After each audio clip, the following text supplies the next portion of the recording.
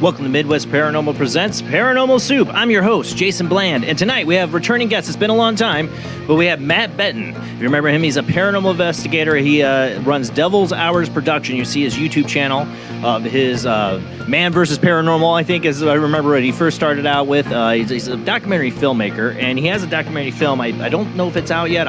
He gave me a link to watch it, and I've watched it a couple times.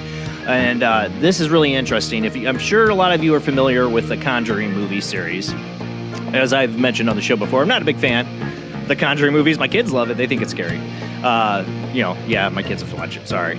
But I'm very familiar with the story. Ed and Lorraine Warren is a topic that's come up on here a lot. Well, there is a real, of course, based off the REAL Conjuring House in Harrisville, Rhode Island, I believe.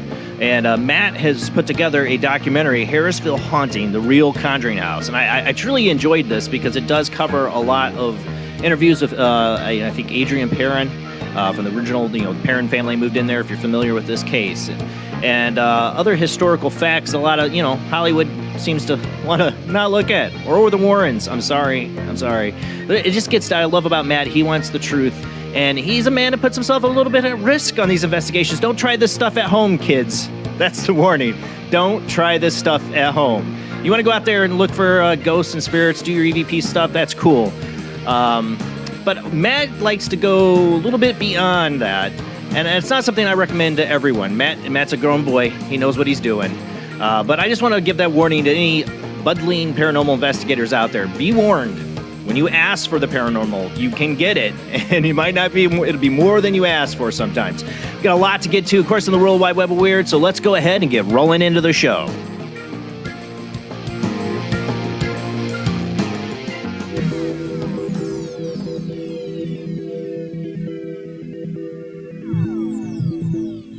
Welcome to another night of Paranormal Soup. As I said before, I'm your host, Jason Bland. Tonight's guest, he's here with us, and I'll get him up here in a second. We just did a sound check. Matt Benton, paranormal investigator. We're going to talk about his documentary, HARRISVILLE Haunting, the REAL Conjuring story. Matt, thank you for joining us. It's been a long time.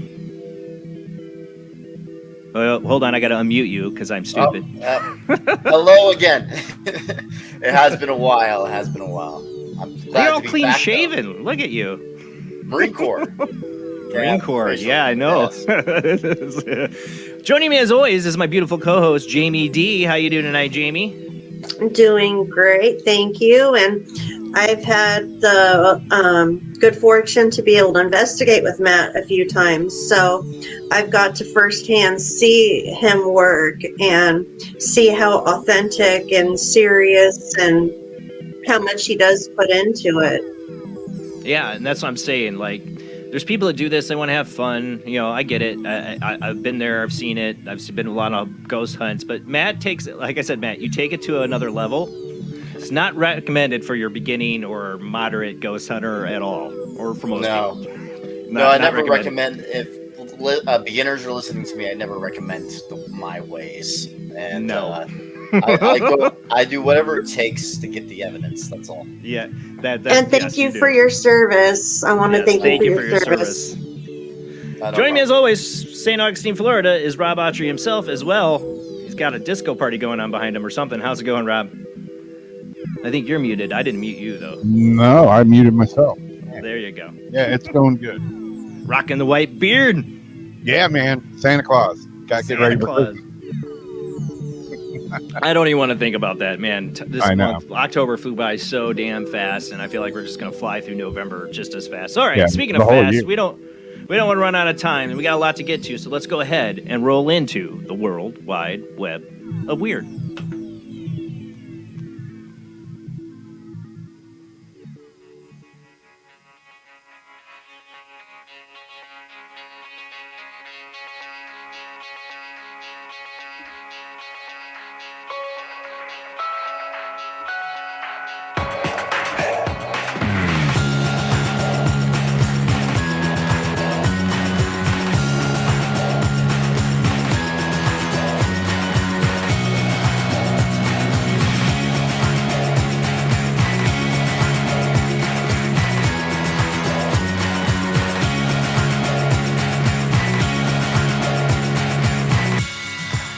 Tonight on the World Wide Web of Weird, I've been holding off on this one. I saw this right before last week's Halloween show. I've been kind of waiting because it seems like one of those things that's almost too good to be true. And I'm not big into lake monsters, you know, like it's not that I don't believe they exist and people have witnessed these things. I totally do. I mean, you know, it's not as big my paranormal cup of tea, but I do enjoy a good picture of one. I think you do too. And this one's pretty incredible. I've waited a week, see if any news comes out, anybody comes out and says it's digital manipulation. I didn't think so. But it's a pretty incredible picture of Ogopogo that's been circling around the internet this last week. For those listening on the Paranormal Soup Radio Network, we are a live broadcast on Sunday nights, 10 p.m. to 1 a.m. Central. You can watch us on Facebook, YouTube, and Twitch. But if you want to listen, I'll narrate as best as possible. All right, let me get this beautiful Ogopogo bean footage up here. This is a picture. I'm sure if you follow a lot of the stuff I do, and you're a fan of the show, you probably see this stuff pop up in your feeds on Facebook. And I saw this, I'm like, what is that? A couple sailing on Canada's Okanagan, did you say that? Okanagan Lake, captured a remarkably clear photograph of a strange anomaly in the water that some suspect could be the site's resident monster known as Ogopogo. Intriguing sighting reportedly occurred in October as Dale and Colleen Hanchar were out on their boat with their friend Mima Germaine Brown. The proverbial pleasure cruise took an unusual turn when they noticed something odd had emerged from the water off in the distance. Concerned that the curious object could be hazard to their other boaters, Dale promptly steered the wheel towards the oddity, while Colleen persisted to photograph whatever the weird thing was. When they got to around 10 feet from the aquatic anomaly, she snapped a picture of the curious object. Seen in the video above, our picture here, this is from Coast to Coast. We were puzzled as to what could that possibly be, Dale recalled, indicating that the group kind of eliminated that it wasn't in our heads, and we talked about it a little bit, and then we just kept on going. When the Hatchers got home and could look at the picture on a larger screen than that of the phone with which Colleen had photographed the oddity, they were all the more perplexed by what exactly they had encountered. So they sailed on by this thing, basically. He went by it, she snapped the picture, and they were on by. So it sounded like they didn't get a lot of time to actually look. Since that day, Dale says he has done some research into various possible explanations for the anomaly, but has so far come up short, eliminating, in his estimation, a plant, a sturgeon, an upside-down deer. That's a weird one. He was particularly puzzled by what appeared to be a pair of nodular things that are protruding from the water about 3 feet apart. Those horns also caught in the attention of the folklorist Adam Benedict, who examined the photo and marveled that he was taken aback by the image when he first saw it. I did have a moment of hesitation, like, whoa, this is not like something I've seen before, he said. In a lot of classic depictions of lake monsters, people will not note horns of some type. While he conceded that the oddity at first glance does look monstrous looking, Benedict argued that the creatures captured in the Hancharcher's picture appears to be some sort of aquatic bird like a goose or duck. I don't know. It looks like a dog swimming up underwater. and with like I don't ears. agree with the dog thing. Except, I don't agree with the dog thing at all. You except said that yeah, the earlier. dog doesn't go underwater, and that I the know. ears look like almost like, I don't want to like be gross, but something's not right about these horns or ears, whatever they are. But it almost looks like a wolf face, like looking at you under the water. I'd be very uncomfortable if I looked over my boat and I saw that peering out under the water for me. Like, we need a bigger boat. Get me to land ASAP. I am like, I fear lake monsters. Maybe that's why I don't want to get into it. Even if it's something from the lake, like a bunch of crab grass and all this, it's just, what are those things sticking out? I was originally thinking like that too, but the thing sticking out is the only thing that's weird about it. I'm trying to figure out. Don't know what that is. I was thinking it was like, seaweed clumped together. It almost looks like you can see an eye, the left eye of it, looking through the water at you. Yeah, it is weird. Weird photo. I wish there was more photos. Yeah. It could be some kind of a fish or something that we're just, we're mistaking, or a couple fish together maybe. I've never seen a fish with nipples or whatever that is. Yeah. I'm not seeing anything like no mouths or eyes a fish with nipples. Yeah. I'm not seeing anything. I'm not seeing that either. It's all right. Looks like ears, eye right there. No. It looks like an eye to me, like looking right back at you, man. Weird. Yeah. Okay. Moving on. I thought this was interesting. I always was fascinated as a kid as the real life stories of people being buried as there's more photos. Lead vampires. Oh yeah, I forgot I had zoom. I just had zoom ins. I gave them the zoom in. That was all, so you could get even better zoom in on it. That was all. Okay. They only had the one photo as they snapped. But now we can see it from far away, though. Mm-hmm. So yeah, it looks like something floating like along in the water, like you see when you're fishing. But it's those horns or whatnot. But I want to say that's been described in Ogopogo as the horns. All right, are we off on the wrong articles here? I had went to school. Oh, I got the wrong one. Here's the right one. Sorry, I was on the wrong one. There we go. Yeah, you had the right one. So what were you going to say, Rob? I had went to school with Ogopogo. You at the school of Ogopogo? Yeah. You worked down at the chicken shack. All right, this one's a creepy one. We're going to be talking a lot of creepy stuff tonight when we get into the Conjuring house, the HARRISVILLE haunting. Family unearths creepy photograph under their floorboards of their home. The image, which appears to date back to the 1960s, seems to show ghostly extra hovering in the background. I will get to why I think that's there, though. When Beverly Edmondson Cooper, her partner, and her son peered beneath the floorboards during renovation work at their home in Lancaster recently, the last thing they expected to find was a photograph left behind by the previous occupants of the house. When they looked closer, however, it was evident there was something off about it. The image, which shows a family standing in front of a Gothic archway of a church entrance, also shows a strange, distorted, semi-transparent figure standing in the background. They were also so spooked by the discovery, in fact, that they decided to put it back in where they found it. So, actually, what's interesting about this photo, back in the day, they took photos to where it was a longer exposure shot. Yeah. So, for what's interesting about this, though, is that you could see that this doesn't look like a film over film issue. So, because if you could see the shoulders are going behind the other three people, so it's not that. It's not a double exposure. It's definitely interesting. I can't really explain that one because it doesn't look like motion blur either because it shows enough definition. So yeah, they tried to find out from the former owners if they know anything. They haven't been able to find out anything. But what I would think is this has been under floorboards for 70 years, whatever, 60 years, and a photo is going to fade and lose its luster after so long, and maybe this is just a distortion of age. I would agree with you, but the issue with that is that straight line right there between the mouth. Mm-hmm. That's what I'm seeing. That would not be there if it was just by age. That's definitely transparent. Whatever that is there. Yeah. So I don't know. I had my kids freaked out because I told them about The Watcher, and they ended up watching The Watcher on Netflix. Some of it with us, not all of it. And now Dean's like, I can't be home alone. I'm like, well, we haven't moved into any old houses. We're not moving anywhere with the 7.3 mortgage interest rates.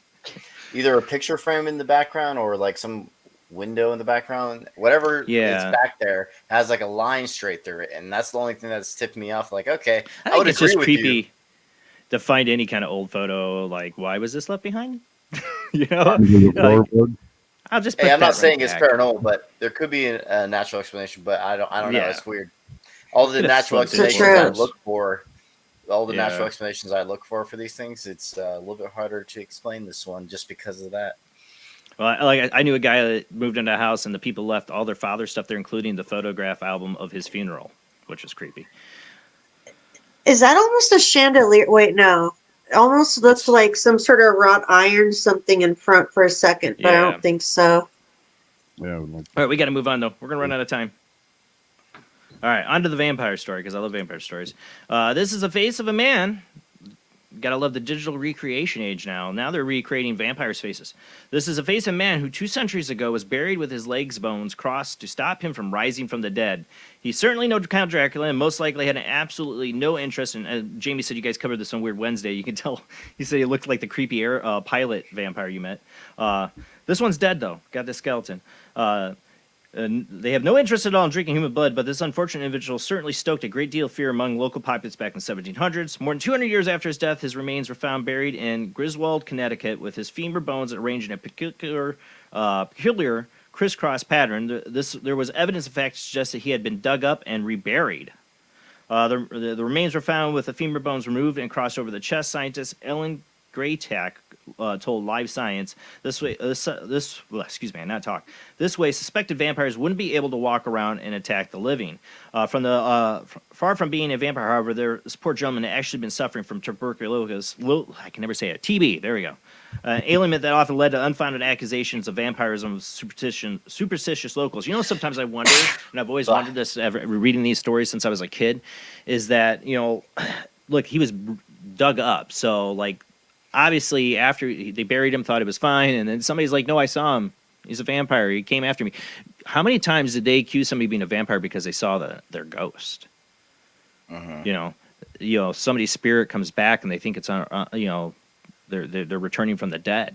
I mean, think about the times I've known people to have myself. You see somebody, it looks like they're completely physically there, and turn around, they're gone, and you find out there's nobody there. They look just physical and real, like they could be there. Or even if you saw a manifestation, you could see their face and they were translucent. You'd be like, let's dig that guy up and like make sure he doesn't come back, right? But like if you really saw like a ghost that looked real, you'd think they got out of the grave. This could be some of it. This guy looked creepy in life as it is. If this is, they use DNA. They use DNA to like determine his age at death to get a better idea for the reconstruction for his age and everything too. And like some of the features, it's interesting what they're doing now. All right, we got to move on. All right, now we got angel UFOs. Yeah, that's a new one. A puzzling piece of footage from Massachusetts cannot talk tonight. Shows a peculiar white object hovering in the sky. Some have linked the oddity to an angel. The curious anomaly, which is crescent-shaped with a long tail behind it, was reportedly filmed earlier this year by a self-described skywatcher in the community of Bridgewater. Their video only surfaced online last week. According to the witness, the UFO appeared overhead on a clear evening and seemed stationary before it started to move away very slowly in the sky. After observing the object for approximately 3 minutes, they said it all just vanished. Go ahead. This is real UFOs on YouTube. You can see the full video. They do a little bit of a filter on it, too, so you can get a better idea of the shape. Look, it's like a contrail. Yeah, it is. Like drifting down from it. I don't know. I'd almost think a kite. Yeah, I don't think this is UFO related, and the reason why is because UFOs... real UFOs have no contrails. They don't have any trails. No, but this is an anomaly in the sky. That was the first flying humanoids, and weird other stuff people somehow seem to capture in the skies nowadays. It's kind of like cloudy to me. To me, it looks clouds. Looks like clouds. Yeah, I think it almost looks like a cloud. When you watch the full video of it, like I said, it's got like 3 minutes. I don't have time for that. It moves. It flies through the air. But he doesn't have like 3 minutes of video that I've seen. Just they have a short clip on Real UFOs YouTube. I think that's what it was from. Only Real UFOs. It's unidentified flying object, so it does count as UFO, but maybe not an alien ship. Yeah, I don't know what that is. It's definitely an anomaly. All right. Yeah. All right, this is better UFO. This is some better UFO beam footage from San Diego. Oh, Two unidentified objects captured on film flying in the skies over San Diego. The footage, which was uploaded recently onto Twitter, has since been picked up by numerous news outlets. Posted back on October 17th by a Twitter user with the handle MaggoteDead. That's a good one. The intriguing clip shows what appears to be two bright objects moving together across the California sky. You'll hear somebody say, "Whoa, dude!" What is that? A woman's voice. It's more like a woman saying it. Go ahead and play it. It's interesting. I have it off the actual Twitter post here, but it'll zoom in. I do a zoom in of it. Dude, what is that? It's gone? Oh, it's in my cloud. At least she didn't swear. You know how many of these I have to edit all the time? Yeah. Oh, hell no. That's crazy. Well, hell's all right. Flares, maybe? It's not like No, go but- HE double fly hockey pattern. sticks. Yeah, watch. Yeah. When I get the zoom in, it does something. You can even see it's even weirder. Because at first I'd be like, oh, maybe Like the flares. teardrop- Definitely. Yeah, go ahead. yeah, it's The stopping. teardrop dancing is what's weird. Yeah, that's interesting. And I don't think it's drones because of that shape it was making. Yeah, and also the things that we have in Huh? the air always has blinking lights because it's What's by my law. phone? You have to. Yeah, There there's you none go. on that. yeah, Yeah, even the there's none on drones. that one. Yes. Drones have to have some kind of blinking lights. Oh, hell no. Yeah. Doesn't mean That's they'll do it. crazy. But look, they kind of like are merging and Flares, coming back maybe? together. No, there. Yeah, that's the part that's like a big trip. Not flares. That's cool. Yeah. Pretty weird. That's cool. That's crazy, man. And and it's just the luminosity of it too is pretty intense. You see how Yeah. far they have to zoom in Right. for it, but it's still very bright. The way it appears up there. I mean, it looks like it's got to be pretty far up too. Okay, speaking of UFOs, this is our ongoing discussion on the UFO disclosure. Right. New Congress UFO report: 50% of cases remain unexplained. Really? You think? Wow. I think it's Wonder more. why. Than, yeah, I wonder why. How peculiar. The report delivered to Congress this week allegedly states that only half of the cases have been satisfactorily explained. The 22-page report, which has been compiled by the Office of Director of National Intelligence, details 366 UFO incidents, a sizable increase from the 144 mentioned in the preliminary assessment document published back in the office last year. And I can tell you there's a ton more that, they're like, well, oh, you mean all of these other ones? Oh, yeah, I guess we should look at those too. What's particularly interesting about the new report is that only around half of the cases can be explained, with the others, which have been glossed over, remaining something of a mystery. These unexplained cases include instances of mysterious objects, some described as orbs, something, yeah, we just saw some, being picked up by moving erratically by a Reaper drones conducting surveillance in the Middle East. Others are similar to those described as reports by U.S. Navy pilots observed tic-tac-shaped objects in the coast of the United States, again moving at incredible speeds and performing seemingly impossible maneuvers. Some of the sightings have been attributed to brand new surveillance by foreign adversaries, suggesting that China, for example, may possess some pretty sophisticated technology. Others, meanwhile, seem to defy explanation at all. They're patting themselves on the back that they've resolved over half of them, ODNI source told Mail Online, but we don't give a crap about the ones they've resolved. Yeah, there's balloons up there, and balloons are sometimes mistaken for UAPs, but there's a bleep load, he says, of classified videos that are pretty profound and pretty clear. They don't want to talk about this stuff because they really don't know what the hell they are. That's the truth.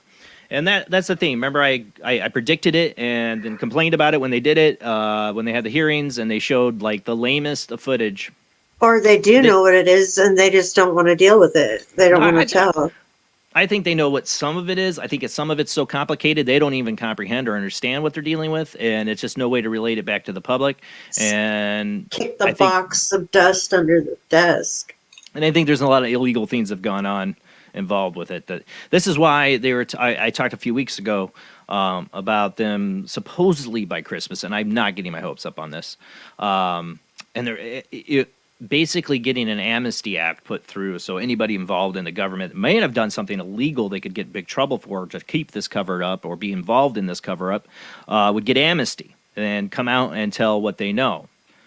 Is that amnesty from, and that's supposed to be amnesty from NDAs and, classified, how far will it go? I don't know. Honestly, don't. Because I could see somebody say, I'm going to come out, and they say, no, you are, that's not part of it. I feel like they're finally starting to slowly come out little by little. They're not. Reluctantly. Yes. I don't think they're not going to be going all out.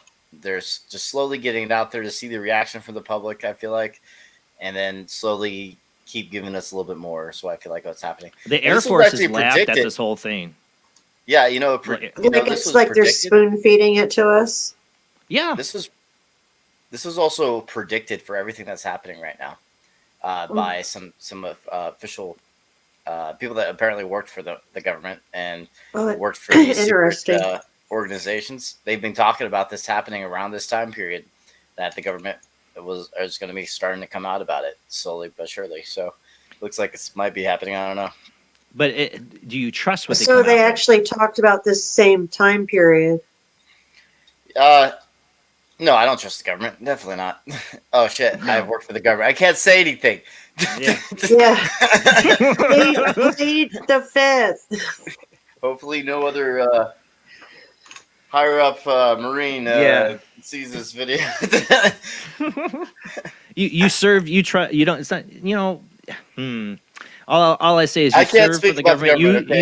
You can't speak about the government, but you serve for America and American citizens. And our government is not all rosy and shiny and has some explaining to do over the last 70 plus years of this cover up or more. That's all I'm saying. And I don't think they're going to do that explaining anytime soon, disclosure or not, honestly. But that's it for the World Wide Web of Weird. Our guest tonight, hopefully not in trouble. Matt Benton is going to be talking about his HARRISVILLE Haunting, the Real Conjuring House. When we return from this short commercial break, we'll have about an hour with Matt to talk about this documentary, and then we'll open up the phone lines. Tell us your own Conjuring story. If you had to live in a haunted house and decide, hey, I think we should just throw a seance in a haunted house, did it go good for you? Probably not. That's what happened to the real Conjuring House. They conjured something up. I don't recommend a lot of things that happened in this case. Not way before Matt ever got involved with Ed and Lorraine Warren. A lot of stuff. I'm not a fan of the movie series. I'm not a fan of any of those movie series that depict Ed and Lorraine Warren. I'm going to say that now. I'm going to get that out there right now. The real case that Matt covers tonight, that is what I'm a fan of. Is the real truth, not Hollywood's depiction of it. And that's what we're going to talk about when we come back from the short commercial break.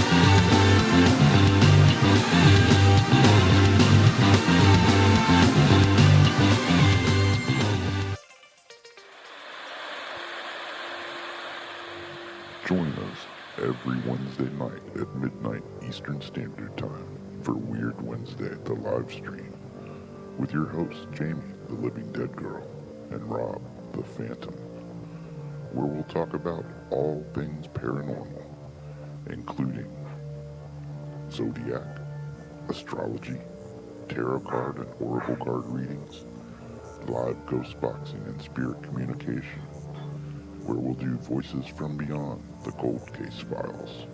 So we hope you join us live on Facebook and YouTube every Wednesday night at midnight Eastern Standard Time.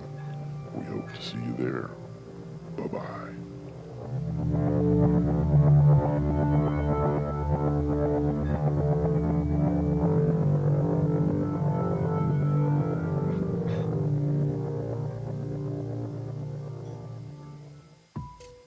Since 1948, Fate magazine has brought you reports of the strange and unknown, all of them true. Fate Radio is carrying on that tradition, bringing you the unusual, macabre, strange, and bizarre. Join host Kat Hobson Sunday nights from 8 to 10 p.m. Eastern on WBHM Digital Broadcasting.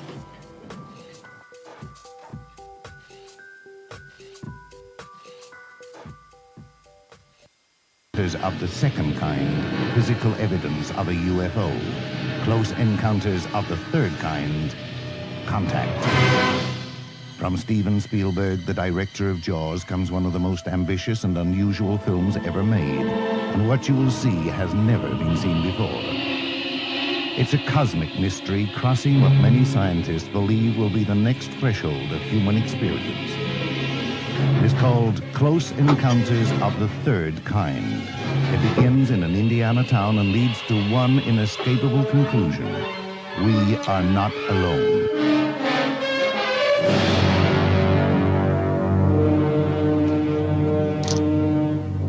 Close Encounters of the Third Kind. Certificate A. Now showing at the Odeon, Leicester Square. The international chart-topping Haunted Horror of Haverfordwest has been described as terrifyingly real, a must-read, shocking and chilling brilliance, genuinely worrying, utterly frightening. Don't read before bed. Described as one of the spookiest writers out there, best-selling author G.L. Davies presents Haunted Horror of Haverfordwest, the true paranormal account that is shocking the world. Dare you enter? Dare you read? Haunted Horror of Haverfordwest is available on Amazon, Barnes & Noble, Kindle, and wherever books are sold. Pray you never have to live there. This is the sound of a space clock aboard a U.S. satellite 180 miles above the Earth. No one winds up this timepiece. It's powered by a tiny battery, a battery that delivers power for years without replacement. Now the same type of battery, the Duracell battery, can bring new reliability and long life to your battery-operated equipment. Radios, cameras, toys, all run far longer. Duracell batteries, the long-distance power cells, outlast any ordinary battery. The same type of battery that keeps space clocks running for years can bring long life to anything powered by batteries. Dura, as in durable. Cell, as in power cell. The Duracell battery, made by Mallory. Are you intrigued by Paranormal Talk Radio? You'll love the new Paranormal Radio app from Talkstream Live. You'll find a great selection of talk shows covering UFOs, ghosts, strange phenomena, and much more. Download the Paranormal Radio app now and start listening to the very best in paranormal talk entertainment, including the network you're listening to right now, the Paranormal Radio app, free in Google Play and the iOS App Store. Switch to DCS ranging. 240, nominal to profile. We're in the pipe, 5 by 5.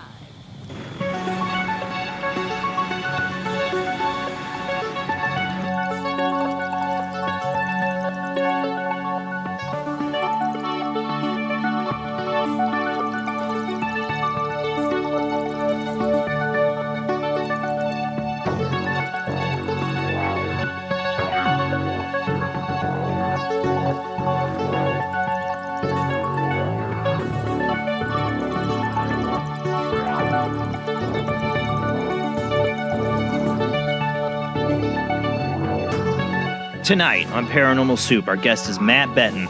Matt Benton is an award-winning documentary filmmaker and lead investigator of the Paranormal Research Unit. He produces his work under his production company called Devil's Hour Productions.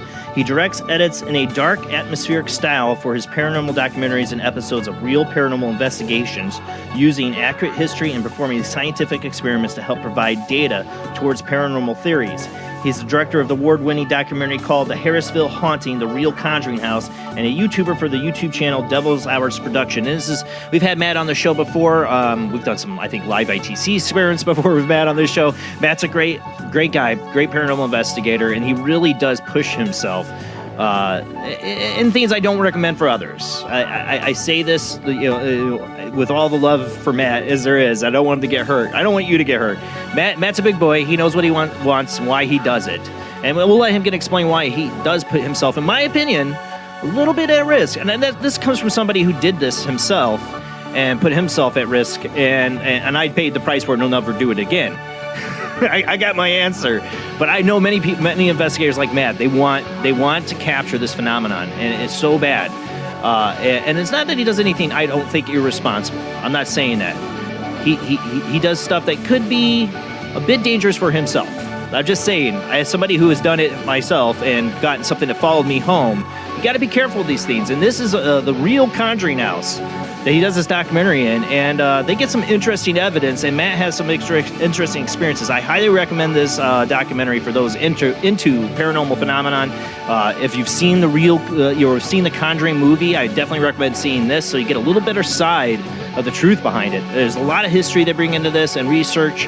It's a great documentary, and Matt is a great filmmaker for sure. This is definitely high quality stuff. You got to check it out. But let's go ahead and get to our guest.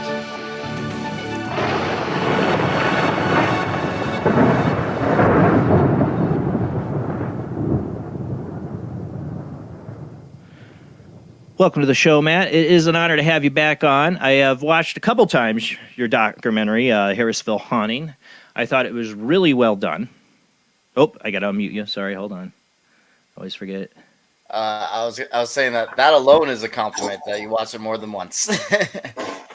I know you wanted me to comment it. You were trying to get me to comment on it or when we were private messaging. I wanted to save it for you to hear my reaction on the show. Perfect. So this is my thing. I want people to learn before we get into that, though. It's been a few years since we've had you on. You joined the Marine Corps. Yes. You know.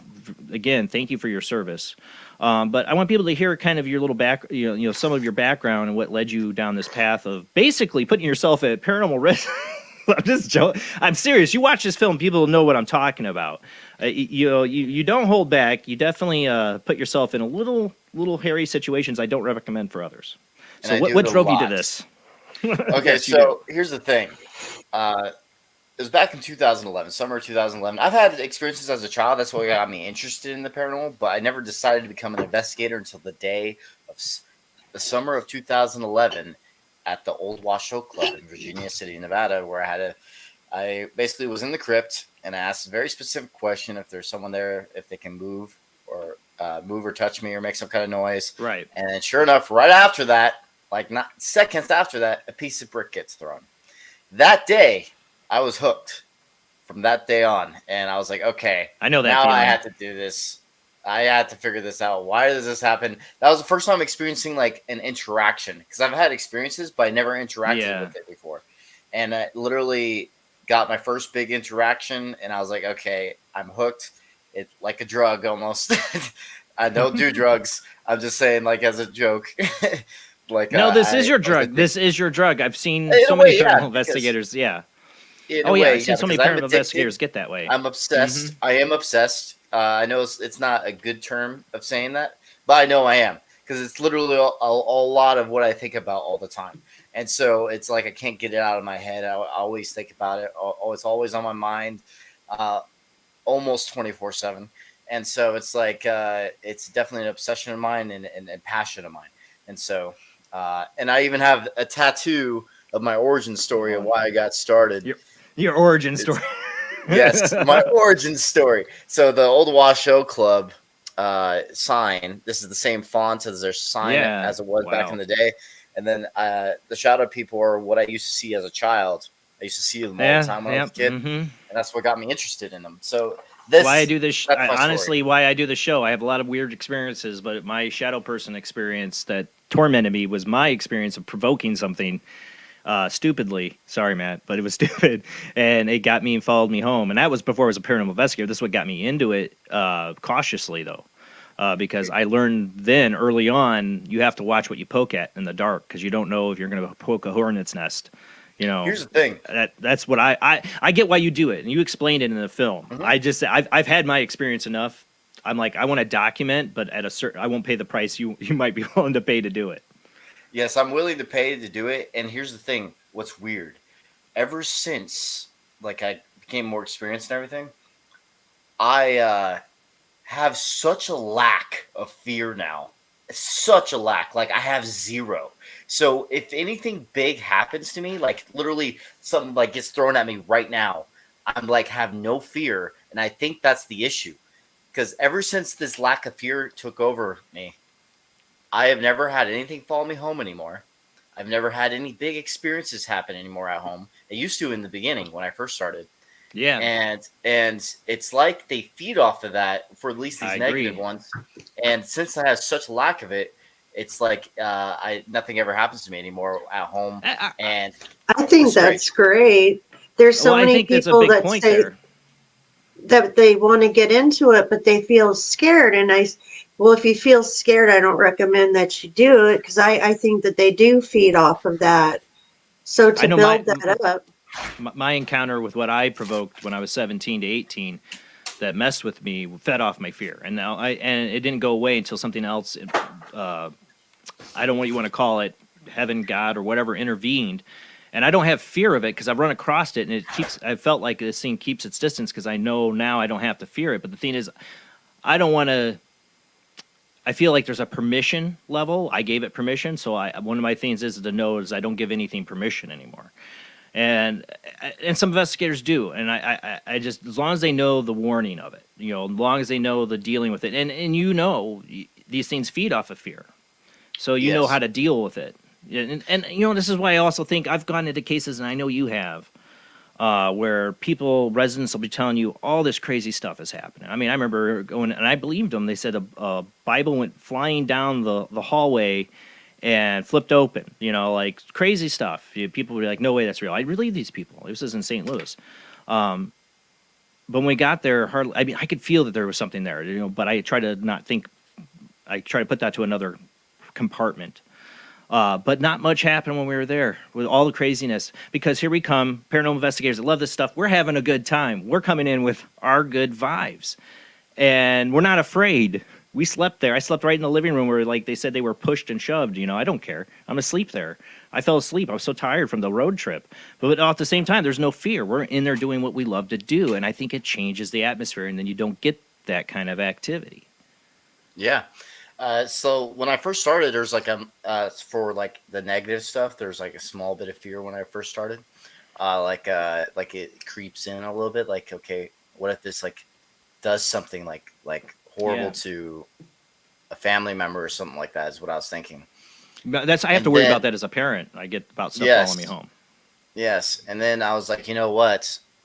If it's fear that is the issue, if I go into this literally mentally with zero, and also it changed everything. The way everything about paranormal investigating for me, it's completely changed in my aspect of it because of just this experience. I did Man vs. Paranormal, and that helped a lot too. When I was stuck in these, so for people that don't know about that, I was trying to film another documentary at the time back in 2016 to 2017. I was filming a documentary where I was stuck in 3 different buildings by myself for 3 days straight, and trying to go to some of the craziest places I could find that would give me access. And basically, during that experiment, each time I did it, I did 4 locations, by the way. One of them was cut short, though. It was only a day. It was mainly because I didn't want people that was kind of like the security of the location to just stay outside in the cold and everything. So I kind of felt bad. So I just told you guys, just come in, I guess. I felt kind of bad. I don't know why. But that was at Higginsport. But the other locations, the other 3, I was legitimately by myself for 3 days. And it was a very interesting experience. My first one was around Randolph County Infirmary, which I lost most of that footage because the hard drive crashed. And that was before I learned from my lesson and to back up my footage. That's and painful. so it was painful. But I was creeped out, a little creeped out in that place by myself and everything. And then every single time I did it, I got less and less fear. And then when I was at the House of Wills, absolutely zero fear. And I was like, and that was the creepiest looking one out of all of them. But for some reason, I built up such a tolerance for being alone now, for doing it so many times, that it's like it was no longer a big deal. So I conquered any small fear I had in the paranormal ever since 2017. And so now nothing follows me home. I don't get affected in any negative way unless I want it to, and I let it in. And it's amazing. It's interesting. And it's fun to investigate alone because you can, you know, nobody else is making the noises. You have a Exactly. complete control of the environment. I was Yes. watching your documentary, and there's one point, I think at the beginning, you guys got better, later on, you guys got quiet. And when you guys are early on trying to, do your session, or somebody's upstairs doing a session, you hear everyone talking downstairs. I'm like, man, as a paranormal investigator, I hate that. Shut up downstairs. Yes. Oh, yeah. Say, I was actually annoyed in that part. I was like, oh my God. I knew you were. I knew you were. You didn't show it, but as an investigator, I know how that goes. It's like, all right, guys, shut up. Yes. And they were coming upstairs, but I was in my own world during that sequence. Like I was like really concentrated. I believe in opening up to the place, especially at my stage now, because with that lack of fear and everything, I had to do something else. I have to do something else because nothing's going to really happen, or I'm not going to. I need to be more open-minded to things. And or you bring in somebody else as your little fear battery. Somebody that comes exactly. In like, that's why I brought Eric. That's why I brought Eric along. One of the reasons. And so I actually like to find people that are afraid, or not just afraid, also energetic, and it helps in locations. So the bait, basically, and then the sacrificial lamb. Yeah, here, Eric. They don't know it. Go in that room by yourself alone. But it's not just that too. I also like Eric, so it's like I'm not just using him only as bait, but I also want a person that I like too. So I don't want to make it sound like I only got him in there because of that reason. But that was part of the reason, and I was looking for that type of person, and it worked. I feel like, but the weird thing is, it was towards me mainly, and the part of the film when they told me what was being said and everything, I just completely changed my attitude and made it worse on purpose. Yeah, you I did. Was like, really? You did maybe want to. Yeah. Dude. Yeah, you want me? Okay, here I am. That's basically what you did. So I don't want to give too much of it away, but Jason Emmerich was right. Messaged this as a kind of a medium. He did a little remote viewing, and it was a warning. Warnings are supposed to be given to you before you go and do the stuff, like you didn't. And he's like, "Oh, we'll just hold on to that piece of information. We won't give him the warning. We'll see what happens." Because we're doing it, and it's okay because Joe knows me, and he would have wanted me to do that. I wanted him to do that. So he kept that information on purpose because it's better experiment. And sure enough, that worked in our favor because I was literally being affected there on night one before I had any knowledge of this. Until the next night. You did go and decide, oh, yeah, there's a well here that's deep, dark, and creepy, and probably physical danger. Well, I'm going to get in that. You just go down in a well. You didn't go all the way. I thought you were going to go all the way down in that well. I have it the next time I went. The next time I went there, I went all the way down. Actually, not the third time I went there. I went all the way into the well in the water. It was freezing cold. It was. You went all the way down. I went into the water. I literally baptized myself in the Conjuring House. Oh my God!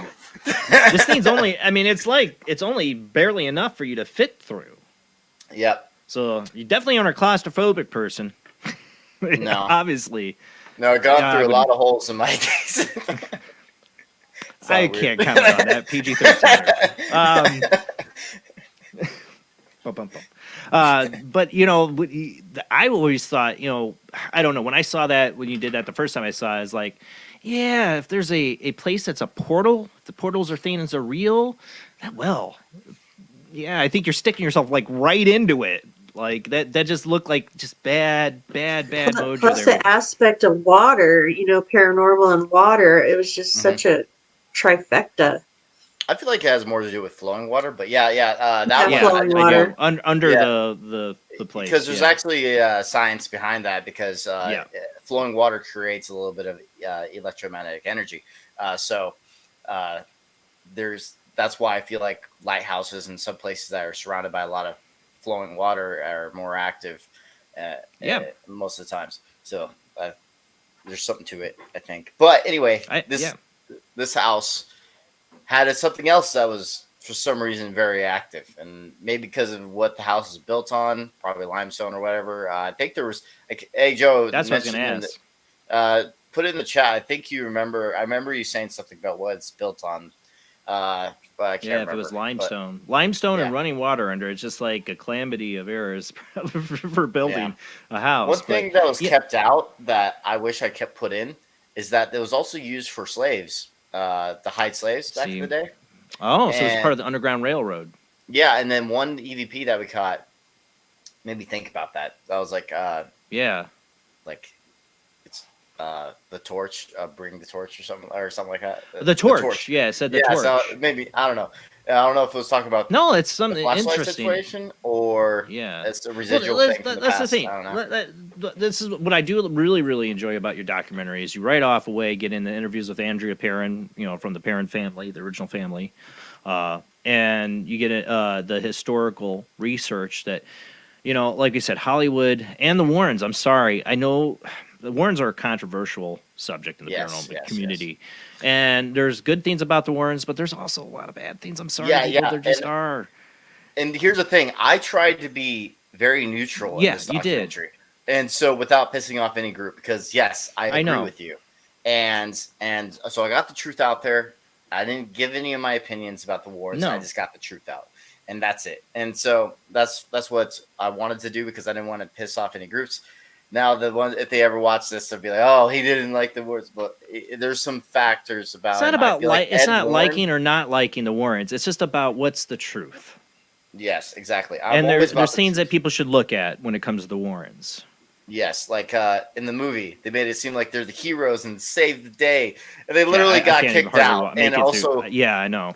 And they even got so pissed off at him, they threw him out of the house, punched Ed Warren in the face after the seance and the supposed possession. I say supposed because I wasn't there, and I can't say 100% it was real or anything like that. I don't know if it was a mental issue or if it was real. I have no idea. There's other cases they have been involved with where it seemed like was more mental issues involved. Yeah, this is the thing. They were like gasoline on fire in some of these situations. The Warrens went into real places that were really haunted. They dealt with people with real serious spiritual oppressions. I believe they did. It's just their methods and their want to, basically.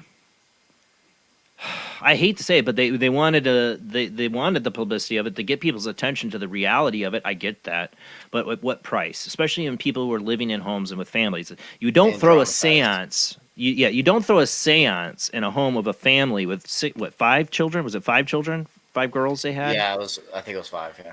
You don't do any Ouija board seance. You don't do. I mean, I don't think they did Ouija board, but they did a seance. You don't do anything to conjure spirits. You document. You try to figure out what's going on. What are the logical reasons? They are definitely pre-paranormal investigations at the time. I mean, there are serious groups. I love that you had Keith and Carl Johnson on too, the original ones that brought them in. There's investigating, and then there's like literally setting fire to the house, to try to get the spirits to come out, and no care to the family. And this is the repeated thing I would see with the Warrens. And I'm just sorry they sensationalize too much. There's not enough about facts or truth. And now Hollywood with them, it's just now it really is frustrating to me because people see these Ed movies. Warren got exactly what he wanted to be in Hollywood. Because here's the thing, he was saying that place would have made a great movie, and it did. It made its own movie, its only Hollywood movie. He wanted that place to be a movie. And then there was another one, like the books, for example, were sensationalized. Haunting in Connecticut.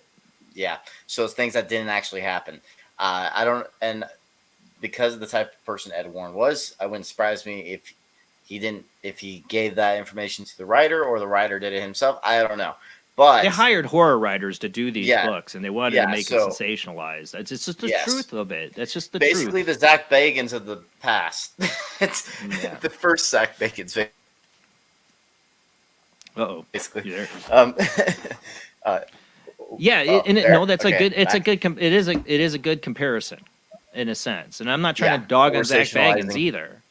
But Zach Bagans does entertainment. Yes, he does. He entertains. He sensationalizes. It's the same thing. It's to get people's attention. I believe Zach Bagans believes this.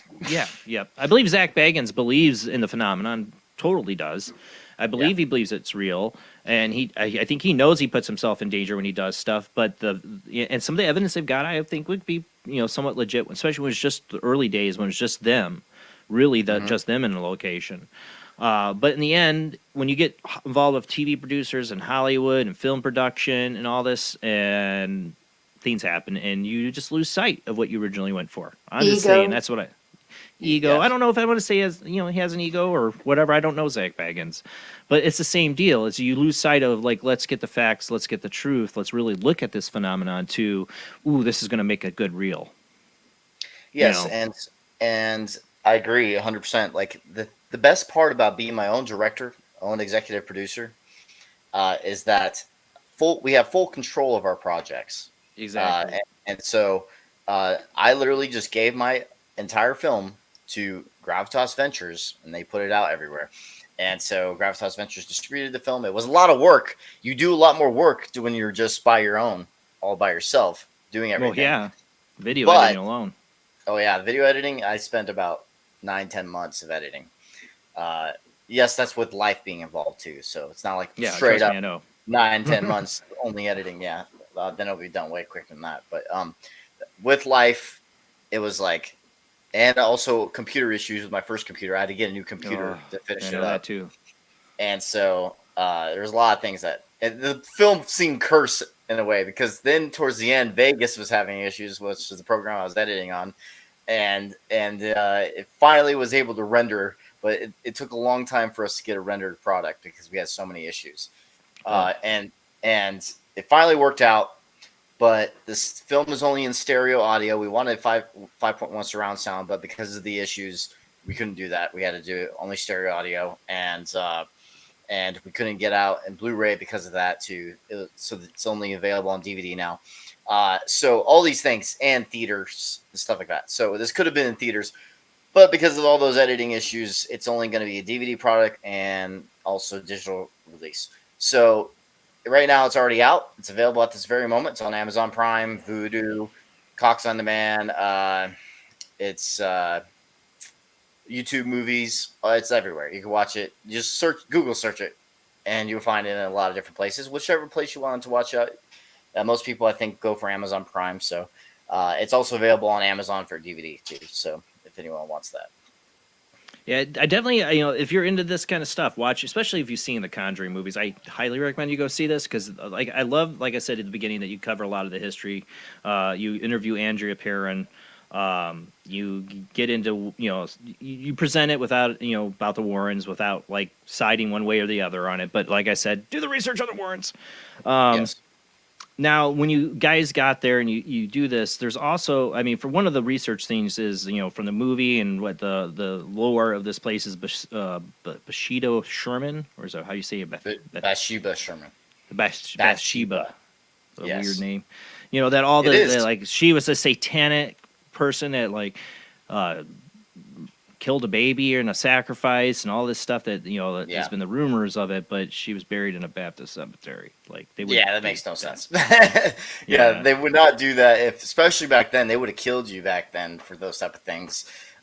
If you're considered a witch, or especially and like they said, they put it in the obituary. They would put it in the obituary. She was a witch that killed a baby. Yes. We didn't bury her. So this is complete false information, but I do think the entity or whatever is there is using that name for a fear concept. That's why I want to get to this. Exactly. Yes. That I do believe in that.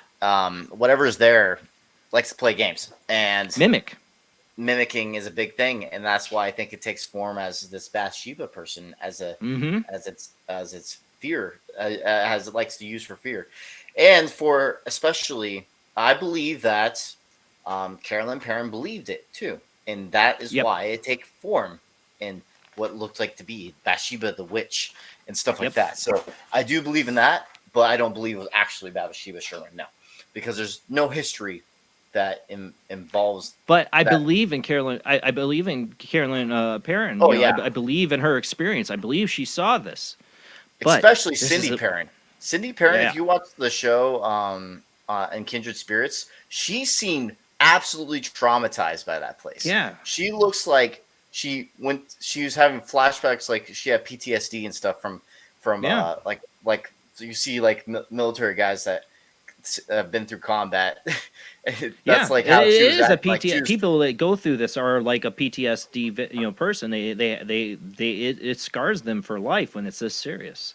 Yeah, like You can she's tell. sees there's trauma involved when it Yeah. comes to Cindy, and I think Carolyn Perrin too. She doesn't want to step foot back on that property.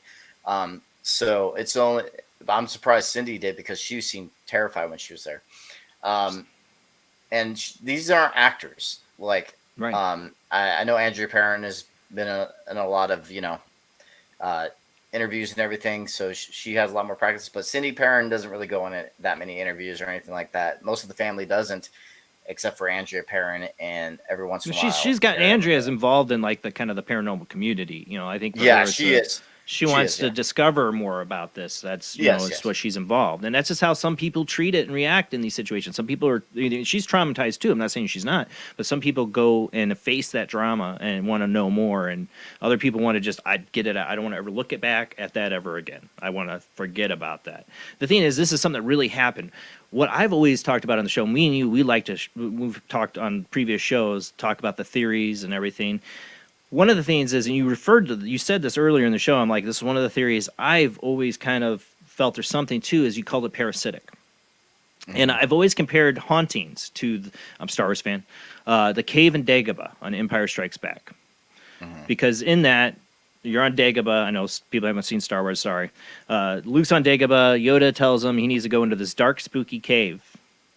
And Luke goes to strap on his gun, and Yoda says, "No need for weapons do not need," or whatever. I'm horrible at remembering the lines. Because he's telling him, whatever you take in there with you is your expectation. But Luke still, he puts on the belt, he puts on the lightsaber, he goes in. What happens? He ends up facing a dark version of Darth Vader in there, and he chops its head off, and it's him. It's some kind of vision. But it's the cave's haunted by the dark side, and the dark side reflects his own fear back at him. Yeah. And I feel like hauntings are very much like that, the mimicking, what I'm saying, and that they're also parasitic. Yes. That they do feed off of fear. It's an energy relation. And I think there's a lot of this that could be compared to sightings of other things that aren't considered ghosts or demons or anything, but like dogmen or even Bigfoot. Dude, you're gonna love my next documentary, because this is exactly what I'm going over. That's what is my biggest fascination, is how this thing reacts to people's expectations. You get back into like the thought form, the topa of the Tibetan religious belief. That things can be formed by the thought alone. I'm trying to. My brain's searching right now. There's an old experiment that was done where they purposely tried to create a ghost from just pure fiction and see if it manifests, and it did. You know what I'm talking about? Yes. Okay, so this is exactly things I'm going over in my next film. And I had no idea about that. Yeah, you didn't. And I have big experiment plans. I'm not going to go in depth because I'm trying not to have anything stolen. But just wait for the next one. It's in pre-production, but it is being pushed back because of the Marine Corps. I need funding for it, and I didn't have enough money. I was planning on doing it literally December 27th through the 8th. Oh, sorry. Yeah, the 8th. And I couldn't because of this issue with the funding. It's expensive. It's always an issue for anybody making a film on their own. Yeah, exactly. So now I have to push it way back, which really sucks. Yeah. But I have a film. It's already in the ideas, already have it planned out. It just needs the funding and the time, and then I can go and do it. And the editing, I'm just going to be editing it while I'm in the Marine Corps. But it's mainly I just need to go film it. It's so frustrating when you have the idea, you just need the money and time. And so, do you have a link posted somewhere for donations or anything if people were to donate to it that I could help share out? Or yes, we have a GoFundMe for it. It's right here. Almost dropped my mic. Caught it though. Don't do that. Can I find it on your profile? Yeah, here I'll go to the GoFundMe. It's actually on my Facebook page too. Actually, 1 second. Yeah, this was in the chat. But I don't want you to give anything away about your new film, but at all. But I'm really interested because I think me and you. Hey. I mean, I don't do anywhere near the investigating you've done, but I did it for a while there, years ago. And I'll talk to you a little bit after this film. I mean, after this. Sorry, not film. It's a podcast. Interview. Yeah. But I will say this: this idea I'm getting at is that and I've talked about this with Barry Taff. I don't know if you're familiar with Barry Taff. He's one of the parapsychologists that worked on the Entity case, and I interviewed him on this show. Yes. He's a friend. I've talked with him about it because he's really into the location and the person, and that the two come together like a needle on a record. And I also think there's a third factor to that there's the location, the person, and a parasitic anomaly or entity that reflects back at that person. It's not just a location. Location's like the light to the moth. The moth comes, but it's us seeing the moth zap on the bug thing. You know what I'm saying? There's a reaction between the person so some people can live in a haunted house and not have anything happen to them. Yes. While others can go in, have no idea. Now, some people are like, if you go in knowing it's haunted, then you're going to react. No, some people getting these houses have no idea they're haunted, and then things happen. Yes, exactly. That part I do find interesting, and that's why that's the factor right there alone is what makes me interested in, like, what causes it, because maybe sometimes it isn't always made by psychologically. Maybe it is something else sometimes too. You lost your lighting, Matt. Too. Because I'm trying to send something to Jamie. Oh, gotcha. Okay. Sorry, I have it on dark mode when I do my Facebooks. Gotcha. I like everything dark. Just gotta be dark. Everything has to be dark. Just kidding. But that's the thing, though. Is that's something in this equation of the person, the location, as Barry Taff always focused on, because like he did the Omen House, and he's like he's one of those people that's really sensitive to energy. Barry Taff is. He has psychic abilities. A parapsychologist he got involved in because of his childhood psychic abilities. Like he can X-ray vision through people and see health conditions and know. Barry Taff is a scientist, but he's also an experiencer, and his idea that this person and location come together like that and create this phenomenon, but because of certain people, I totally believe in. But I think there are entities involved, but not human, not ghost or spirit. Something we don't understand that's living in a dimension so close to ours that they interact with us in a way we don't understand, like feeding off of our energy. Mm-hmm. If you want fear, what are you going to do to get fear? You got to make the person react. Yes. And so you appear as something scary. A clown or a woman that looks like she's been hung, and maybe if it's telepathic or in a sense, lady. Yeah. It's I'm saying. Yeah.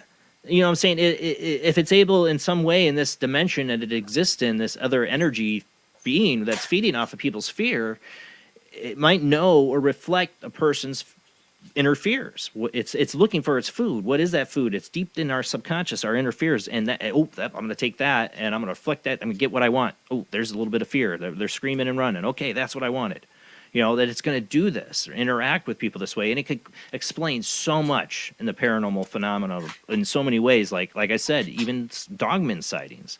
I mean, think. Yeah. Are you familiar with the Bell Witch story? Yes. Okay, so I've talked about this with other paranormal investigators like Josh Turner.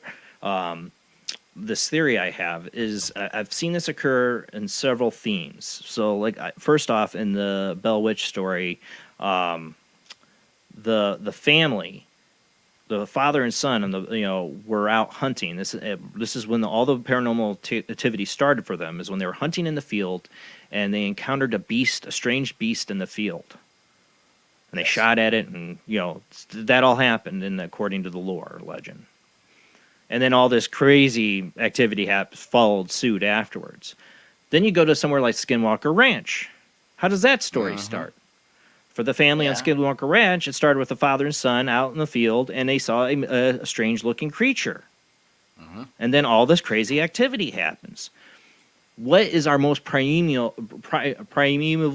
our primordial fears or beast that we don't understand? If you go back to, if this is an energy or parasitic thing that's been around for the beginning of man, feeding off of our energy, one of the first things it would have used to scare us would be some kind of beast.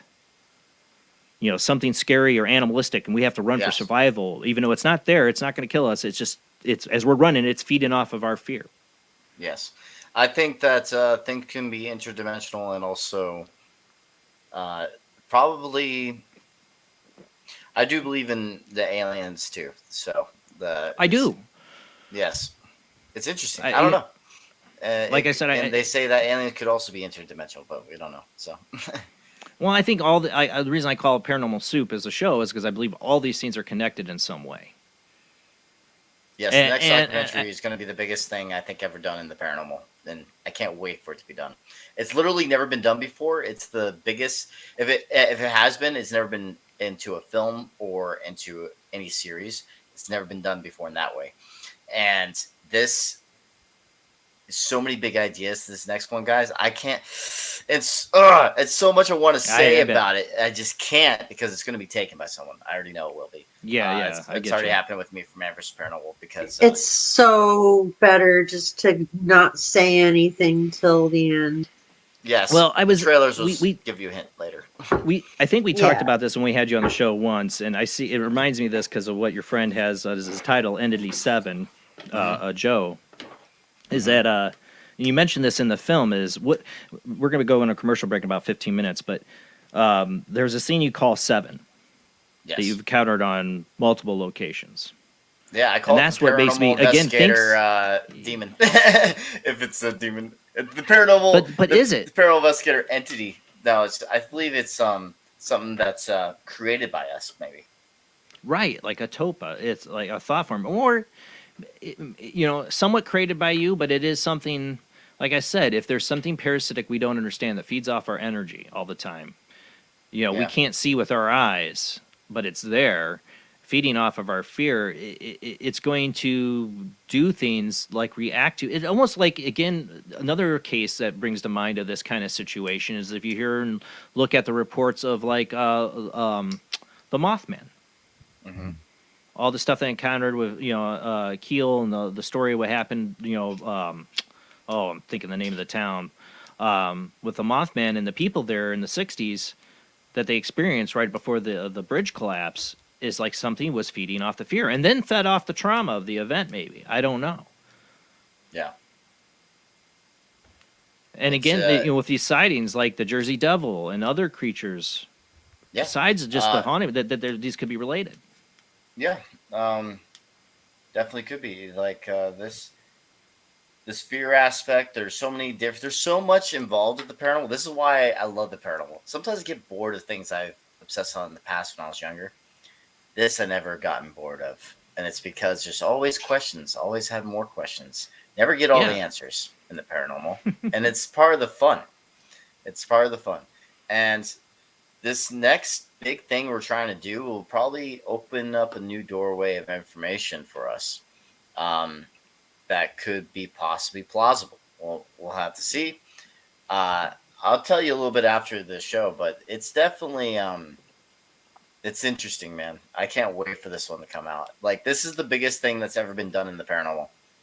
Like, never been done. I can't talk too long after the show. I have to get right to bed because I have an early day tomorrow, but we'll talk a little bit. But I want to hear more about this, especially if it's along the lines of what I'm kind of talking about here, because it's something that's always interests me is I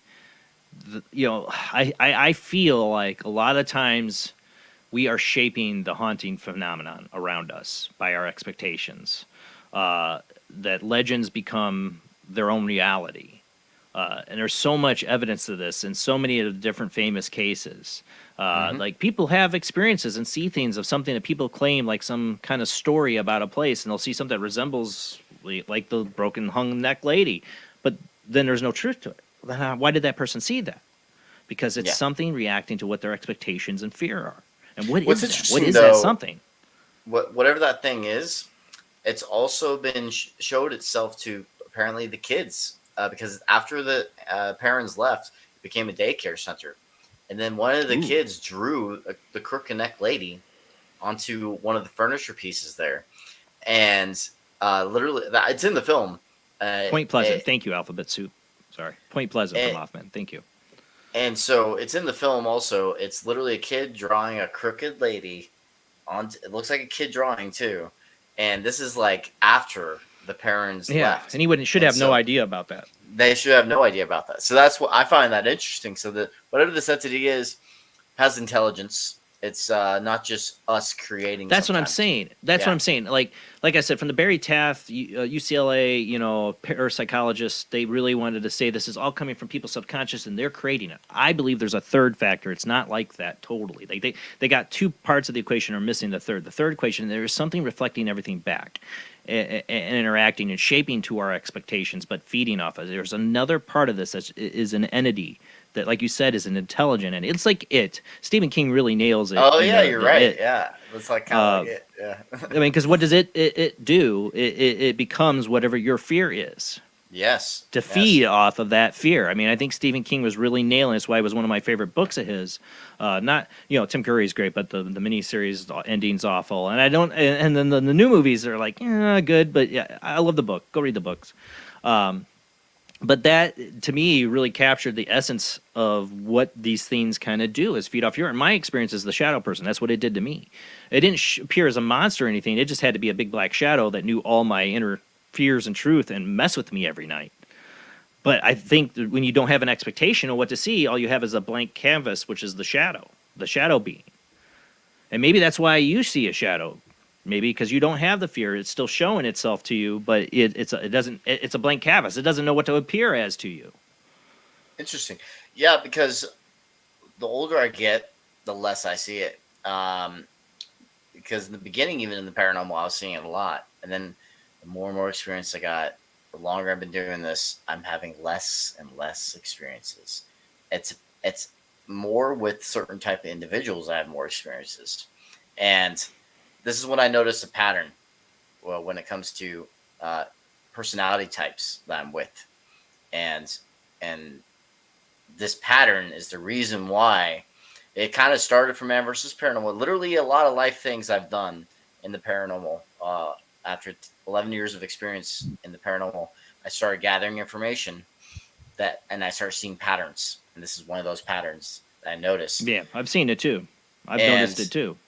And so that's why I want to go more in depth with that. And then we're going more in depth with this next film. So, well, I tell this to my friend Katrina Cooper, also with mediums, because she's an excellent medium.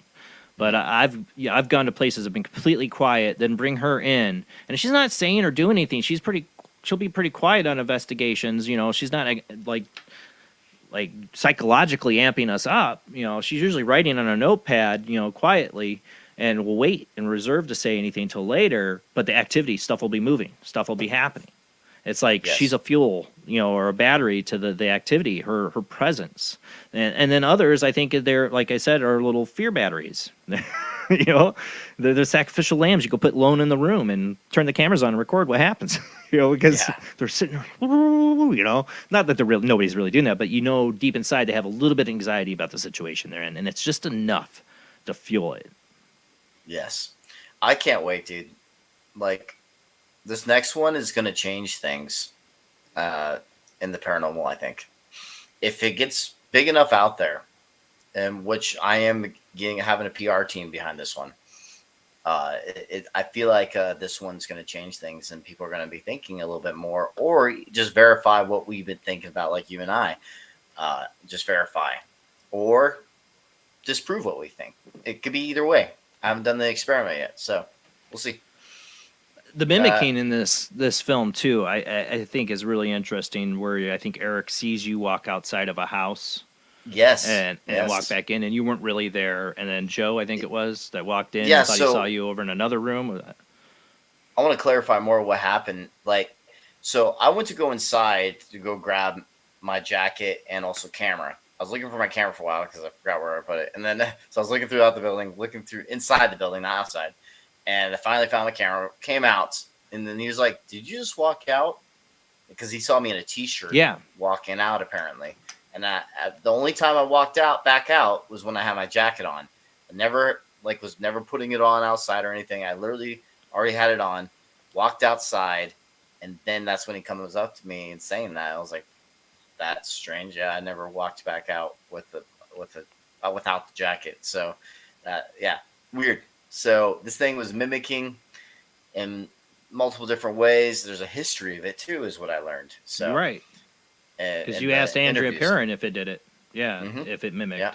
And I've seen this in other cases where things were really crazy. The mimicking, where people see somebody they know is fully alive walking into a room and then walking out, and that person's not even home. Also, did you notice the part where when what my experience was happening and the device saying Bathsheba? Yeah, exactly. Expectation. Clear as day. And it says it clear as day. Yeah, and it's also not a common name at all. No, not at all. I don't know one person named Bathsheba in my entire life except for this one person. I'm sure it's an old name. That's probably what it is. It's a very old name. But having that in a radio, because that's what that device is, just scanning through radio. So, typical, portals and stuff. Think about all the millions of people who watched the Conjuring movie in the collective consciousness. Exactly. I'm saying that it could be putting that in there too. I don't know, but the history. If you look at the history, I mean, it's not likely that this person was a satanic witch that murdered a child. But yet here we get the name coming through and pumping up the fear. Exactly. That's what I'm trying to say. Is like this thing was purposely using its own form, its own clown, like the It. Yes. It's like it's for figure of speech. That's exactly it. It wants to be the witch for that place to scare people. Yeah, because it wasn't just the Perrin family that experienced this witch person. It wasn't just the Perrin family. Right. There was other people that lived there afterwards, like that saw the same Crooked lady outside the backyard, and then apparently a kid saw it too. So this thing likes the form. It's maybe its favorite form of scaring people was that witch person, and that it made up. So, I mean, look at the archetypes of hauntings. Look at Lola Llorona, like Lady in White. I mean, how many places across the world have a Lady in White, similar mythologies and lore to seeing a Lady in White on a road or somewhere that it's like the Hookman story. You know what I'm saying? It's a lot of different areas have Lola Llorona kind of stories. Even though we talk about the Hispanic, South, Mexico, Lola Llorona, there's, you have Archer. Oh God, man, my brain is slipping tonight. It's right down in Chicago. I'm thinking of the lady in white there. There is one actually in Gary too. There's Lady in Whites all over, but is that just also something? The Crybaby Bridges too. Yeah, Crybaby is Bridges. that just something that those are? Right. No, I that's what I'm saying. It's like from people that aren't in the paranormal. I swear to God, there's a Crybaby Bridge everywhere. it's so weird. But these things become part of our collective unconscious, and if there's something that's tied to that on another realm or a way that's interacting with the human consciousness, feeding off our fear, that it's pulling from that archive. Yes. Like, ooh, yeah, let's do the crying baby thing. That's going to get me my fix. Yes, exactly. It's something along that lines is what I have always felt is going on. I mean, some people call aliens demons. I think there really is an alien, something, there's history and all that stuff. But some people say the alien phenomena could be just demonic and, again, something parasitic feeding off our fear and some alien just coming to appear as aliens. I don't know about that. But there is something interacting with people in some way that's beyond just a ghost or a spirit. There's something next level entity wise that is not like I guess this comes from my own perspective, what I went through with my shadow person. I never felt this was a spirit. I don't like to call it demonic, but it was a consciousness. And it reflected back to me in the voice of the Joker. Basically, the way I remember it, it's kind of similar to Mark Hamill's Joker. Hamill? Okay. Which he always freaked me out with the way it talks. So it's like it reflected my own fears. Now, all these years later, after thinking about this stuff, I wonder if this thing was just reflecting my own inner fears, and it just appeared to me as this, and it sounded like this in my head because these are inner fears. I don't know. Interesting. It's just getting to the truth of what are we really looking at when we deal with these situations. Exactly.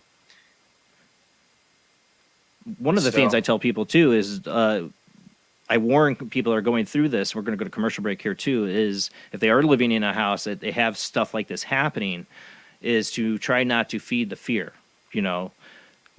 Don't talk about it. Like start scaring yourselves inside the house. Go outside the house and talk about it if you need to. Don't do things that are going to give it more things to come back to eat. Basically. Yes. Agreed. Now, go ahead. No, you can go. Well, so we're going to be coming up on commercial break. I do want to tell people tonight, if you want to call in, ask Matt questions, that's fine. Or you want to share your own kind of conjuring experience. Have you done a Ouija board? Have you tried a seance? Have you think you conjured something up? Because that was my biggest issue with out of all the, there's a lot of stuff people brought up about the Warrens, but one of my biggest issues is you don't ever, in a house where a family's being traumatized by happening, do anything. I don't bring spirit boxes into a family residential home, for investigation purposes. Early on, I had people wanted to bring in like USB 7. I'm like, okay, but as I went on, I was like, there's no reason for it.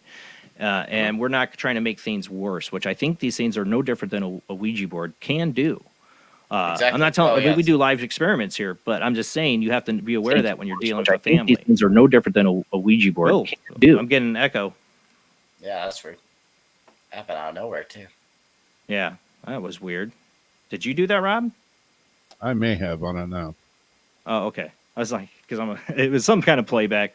All right, we're going to go to commercial break, open up the phone lines. We're going to come back with our guest, Matt Benton. I want to hear your stories tonight, guys, too, if you want to call in. We still can, Halloween's not that far behind us. You got a good ghost story. I didn't get enough of them last Sunday. You got a good ghost story, call in tonight. Or do you feel like you've dealt with something that you really don't think was a spirit, but an entity mimicking or pretending to be a spirit? Like so many of these cases I've seen, so many of the classic cases, I feel like the narrative has shaped the haunting. And I think Joe put that in there. He was commenting that I totally agree with that the narrative that people go into shapes what the activity is going to be. The cave in Dagobah. That's what I always compare it to. All right, when we come back from the short commercial break.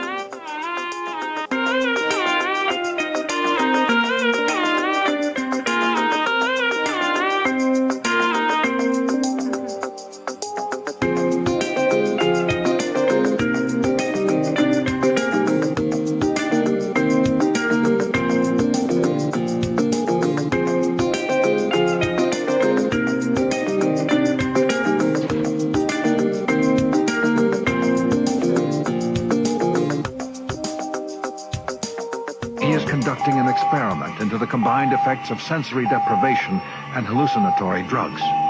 The subject of the experiment is himself, and the experiment is out of control. Ken Russell's Altered States, a film that must not be missed, is in the West End now.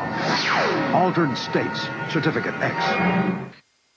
Do you wish for more paranormal and spiritual content? The Paranormal Chronicles magazine is a free digital magazine crammed with the very best in paranormal and spiritual articles and features. No sign-up, no subscription, just free reading and knowledge for you. Read today at www.paranormalchronicles.com/magazine.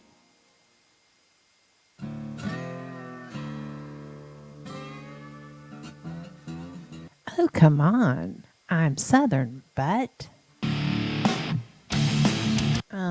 Nope. That'll do. Hello, I am Kat Hobson, host of Paranormal Experience here on WBHM Digital Broadcasting out of Birmingham, Alabama. I enjoy having guests from all areas of the paranormal, from ghosts to ufology to cryptids and beyond. You'll find some of the best researchers in their fields bringing you some great information. Join me on Wednesday nights from 8 to 10 p. Eastern here on WBHM Digital Broadcasting.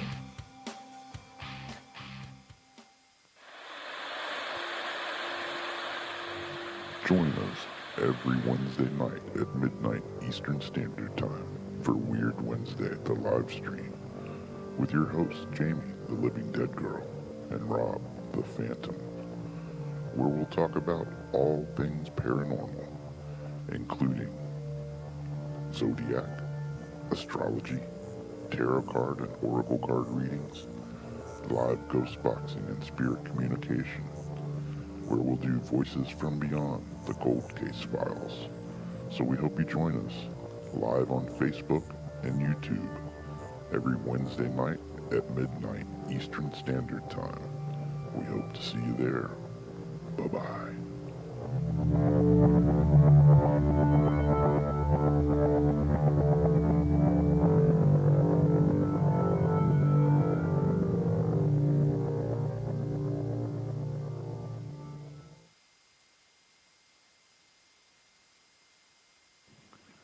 Paranation Magazine is a new paranormal magazine based out of Denver, Colorado. Our goal isn't just to give you the best paranormal content out there, but to promote paranormal unity. We're doing this by giving everyone an opportunity to tell their stories and to share their experiences. For more information, follow us on Facebook at Paranation Magazine and soon, paranationmag.com. I've Never Met a Dead Person I Didn't Like is the extraordinary travels of a young, alone, and broke psychic in the highly anticipated new book from internationally renowned psychic, medium, medical intuitive, and best-selling author Sherry Dillard. Critics have described I've Never Met a Dead Person I Didn't Like as an engrossing memoir, an empowering story of how a broken girl came to accept her psychic gift, a refreshing and fun read. I've Never Met a Dead Person I Didn't Like is available through Amazon, Kindle, Barnes & Noble, and wherever books are sold.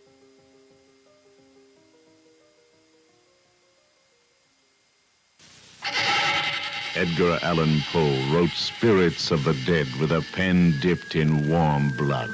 You will see the ultimate in terror with this important all-star cast. Brigitte Bardot, Alain Delon, Jane Fonda, Terence Stamp, and Peter Fonda in Edgar Allan Poe's Spirits of the Dead. Only Poe's demented genius could bring to the screen such horror and evil. Spirits of the Dead stars Brigitte Bardot, Alain Delon, Jane Fonda, Terence Stamp, and Peter Fonda. Directed by three masters of the cinema, Federico Fellini, Louis Malle, and Roger Vadim. Spirits of the Dead is an adventure in terror beyond your wildest nightmares. Spirits of the Dead in color is rated R. It's just occurred to me we really haven't had a completely successful test of this equipment. I blame myself. So do I. No sense worrying about it now. Why worry? Each of us is wearing an unlicensed nuclear accelerator on his back. Yep. Let's get ready. Switch me on.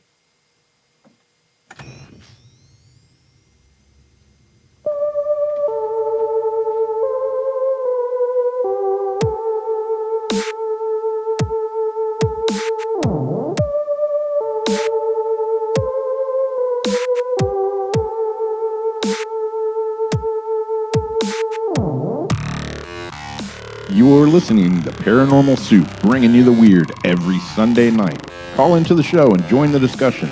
The call-in lines are 219-230-4444 or 260-225-9419 or by Skype caller ID 00JBland00 or JBland Paranormal Soup. And now to your host, Jason Bland. Tonight's guest is Matt Benton. He is a paranormal investigator and film director of HARRISVILLE Haunting, the REAL Conjuring House. Like you said earlier, you can find it on Amazon. You can find it on so many different places, YouTube movies. Definitely, if you're into these kind of documentaries, this is definitely a good one. Or if you've seen The Conjuring and you want more of a real idea of what happened there and see what the real house is like, this is a great film to watch and well done. The phone lines are going to be open. Call in tonight. You had a question for either Matt or for me, Jamie. Rob had to go, but tell us about your paranormal experience. I'm going to share a little bit of mine that's been happening recently. I've been kind of just trying to decide if I want to, but something happened today that made me wonder, especially the conversations we're having about my son Liam. He's having some experiences that remind me of my childhood and a little bit of Jamie's too. We'll get into that. So if you lived in a haunted house, do you think at all what your experience is shaped by your own fears and expectations? Has anybody had that? I would love for your call tonight. Or just call in and you want to join this conversation on any topic of the paranormal. We're open. Lines are open. Well, actually, hold on. Let me make sure they are open. They are now open. Call in, join the conversation, but let's go ahead and get back to our guest.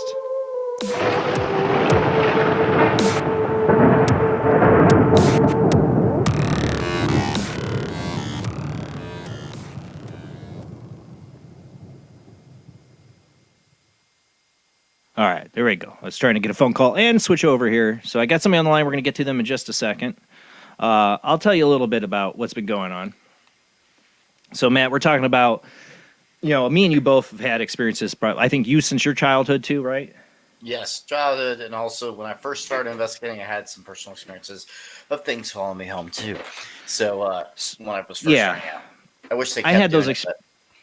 I had those experiences when I was really young too. And what better place when you have that? You don't understand the world, and you're definitely afraid of things. I had my green floating head experience when I was 4 or 5 years old. Me and my cousin both saw it. If that thing was feeding off our fear, it sure got a buttload of it that night.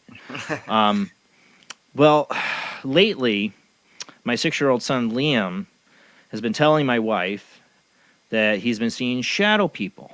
And I don't bring up the shadow person story to him. My childhood experience. Okay, keep going. So he's saying he's seeing shadows. Now he is a horror fan buff. Not that he watches them, but he begs to watch them all the time. I've let him watch some stuff. Too. And yes, his mom, I come home to find out, like, oh yeah, I haven't seen The Conjuring. I was like, oh yeah, we watched it one night. I'm like, you let them watch That's my it? mother What too. is wrong with you? It sounds like my storyline right now because literally that's how my mom is. I watched The Shining when I was a little kid, and like the bathroom scene there scarred me a little bit. You know, my mom let me get away with stuff I probably shouldn't have a little bit. Sorry, Mom.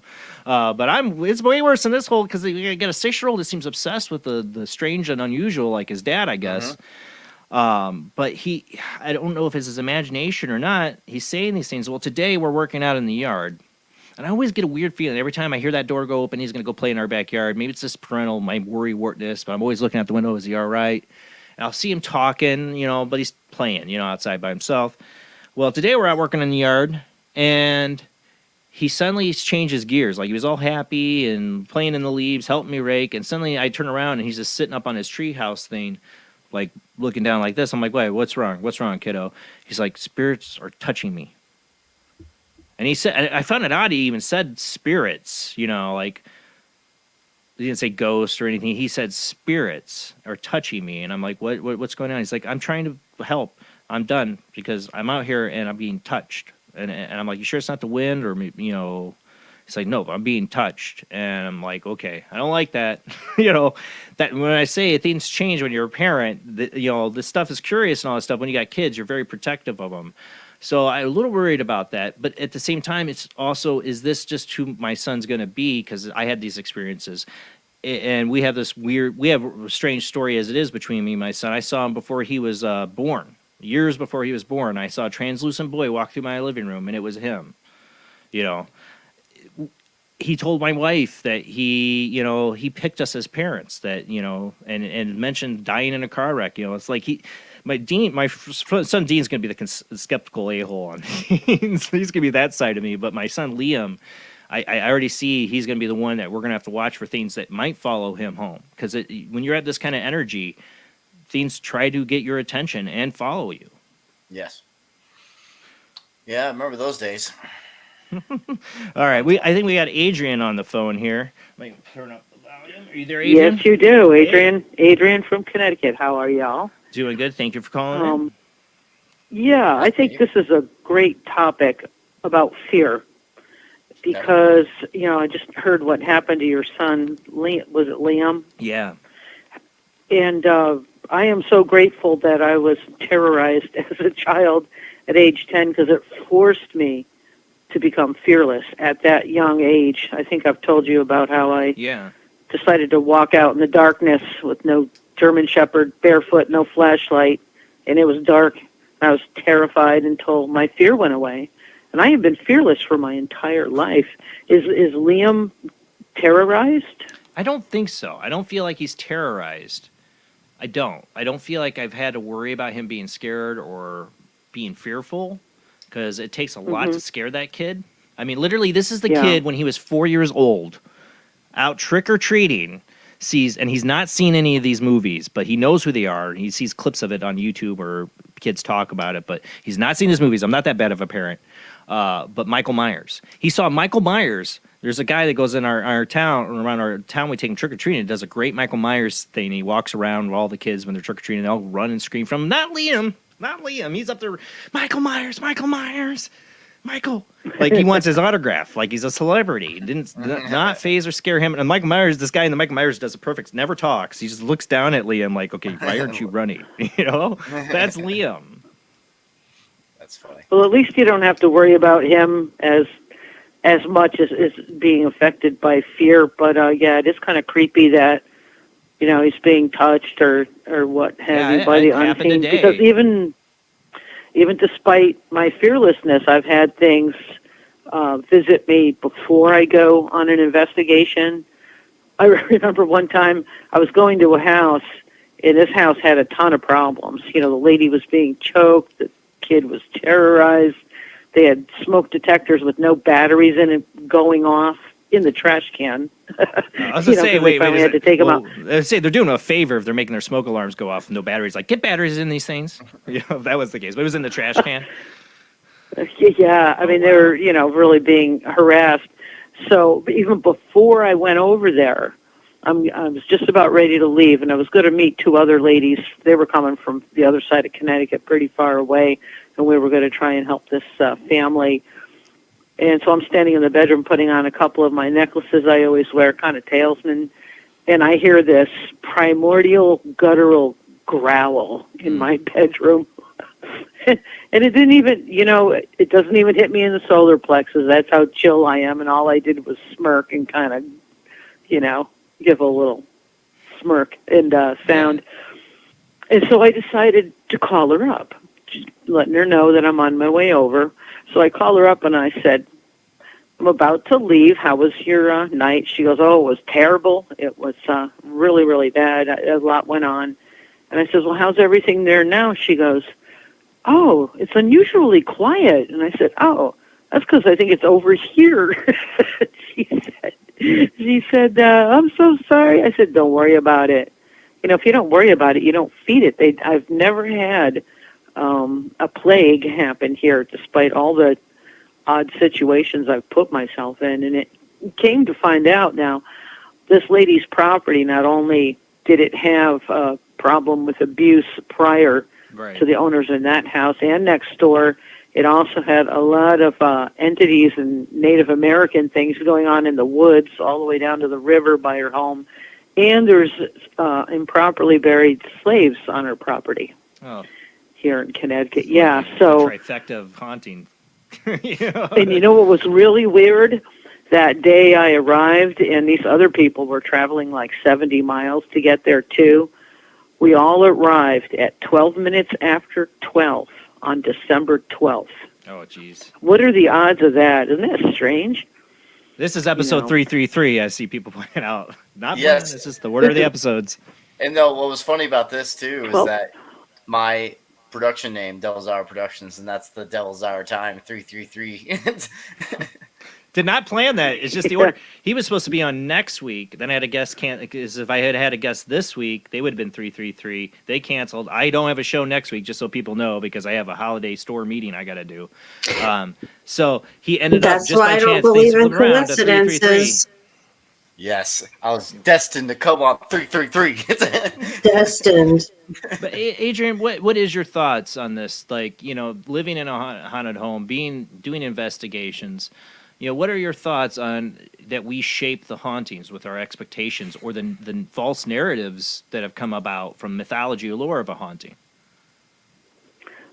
I just think it has a lot to do with your attitude and your fear. That's why I'm saying fear is the biggest factor in it, because something growled at you. Obviously, it was going to the most primitive way to try to get you to be scared, and it still didn't work.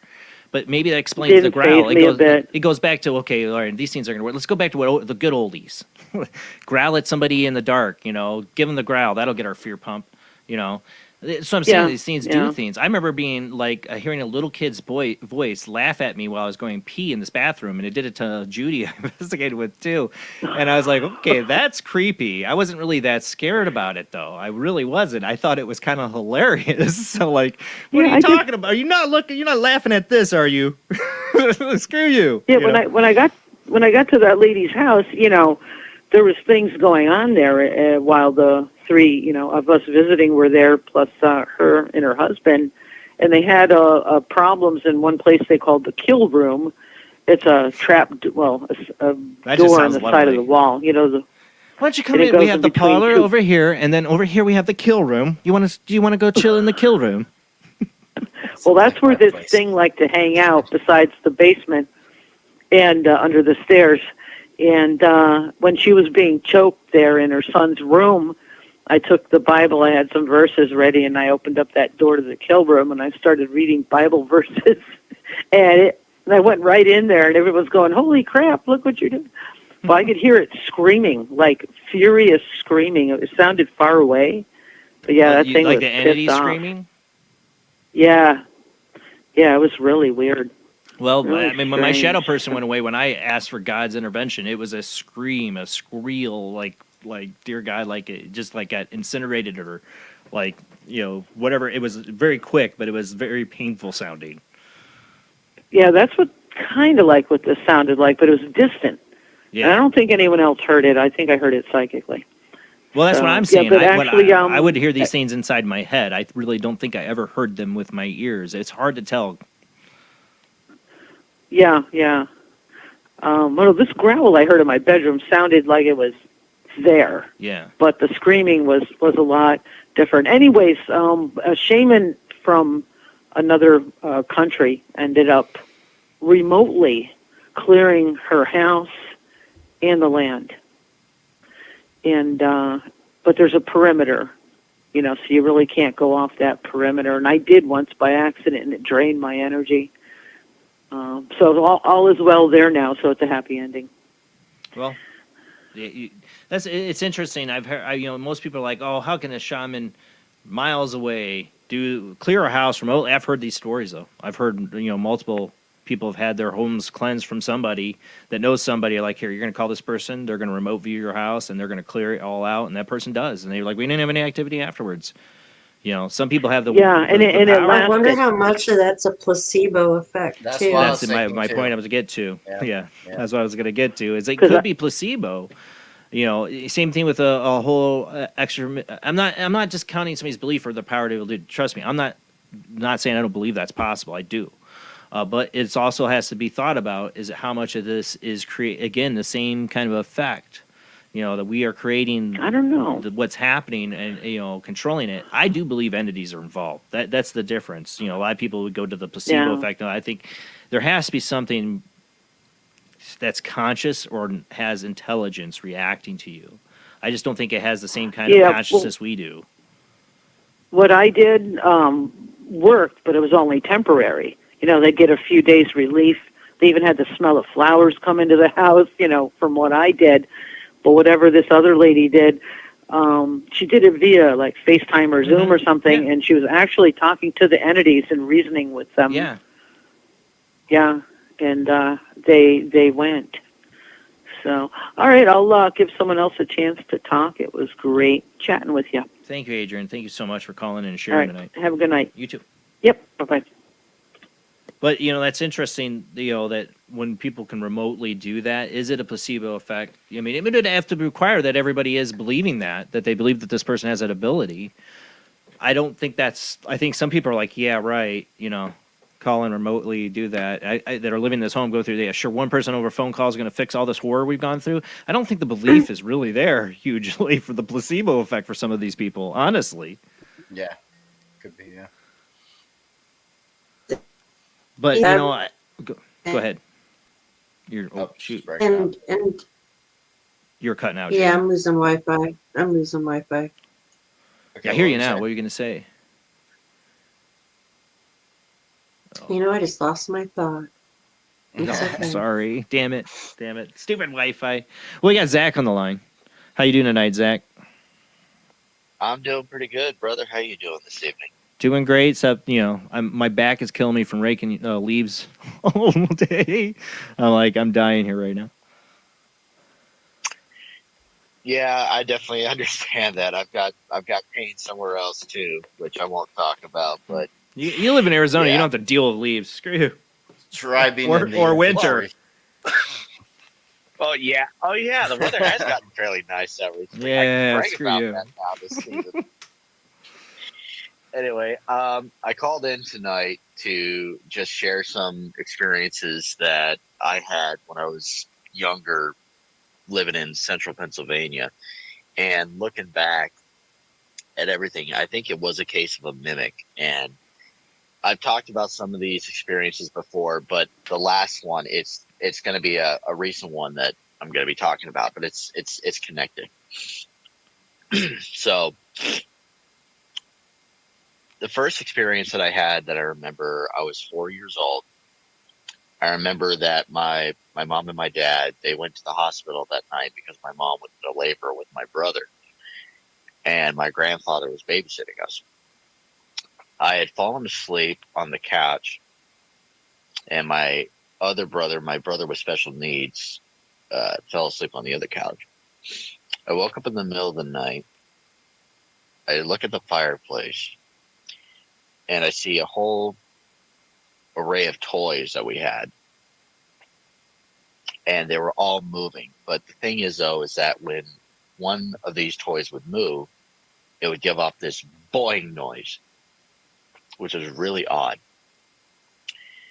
But I remember that my mother had a doll. It was like a mother rabbit with the apron and the dress. This doll started moving towards my brother, who was sleeping on the other couch to my right.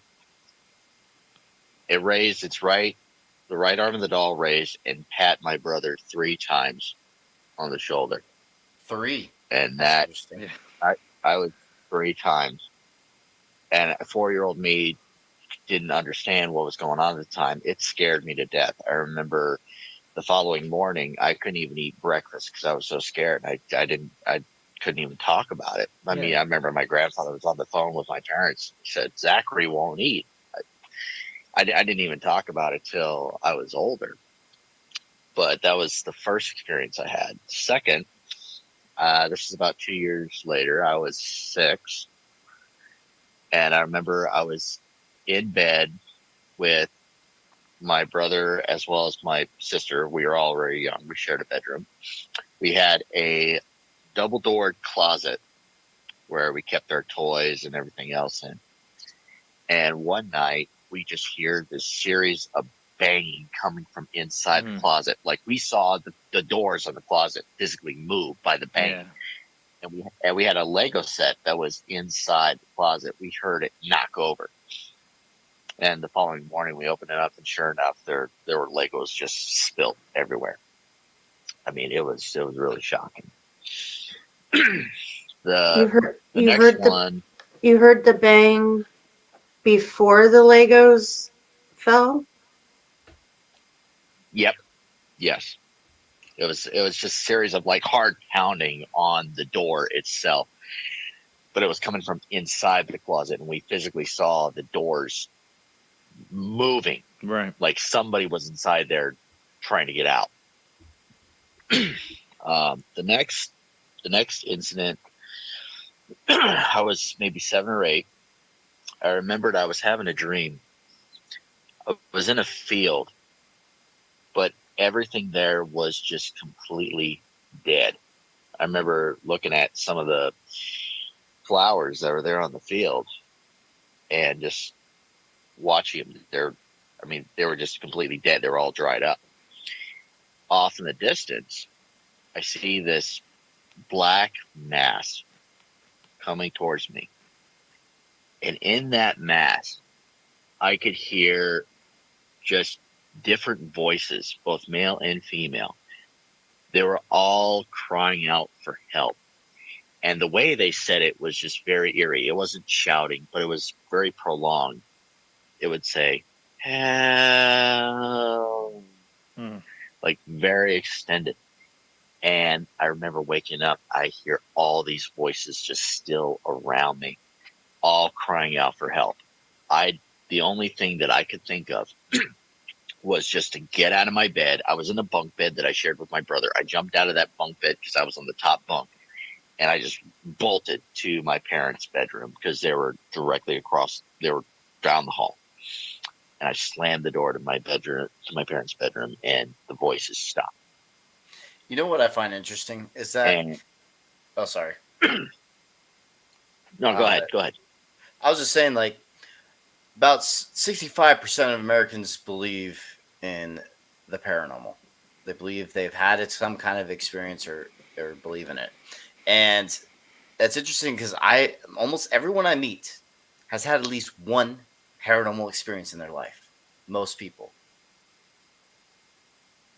Yeah, I agree. And I find that okay, and I find that interesting. Sorry, I broke up for a second, but yeah.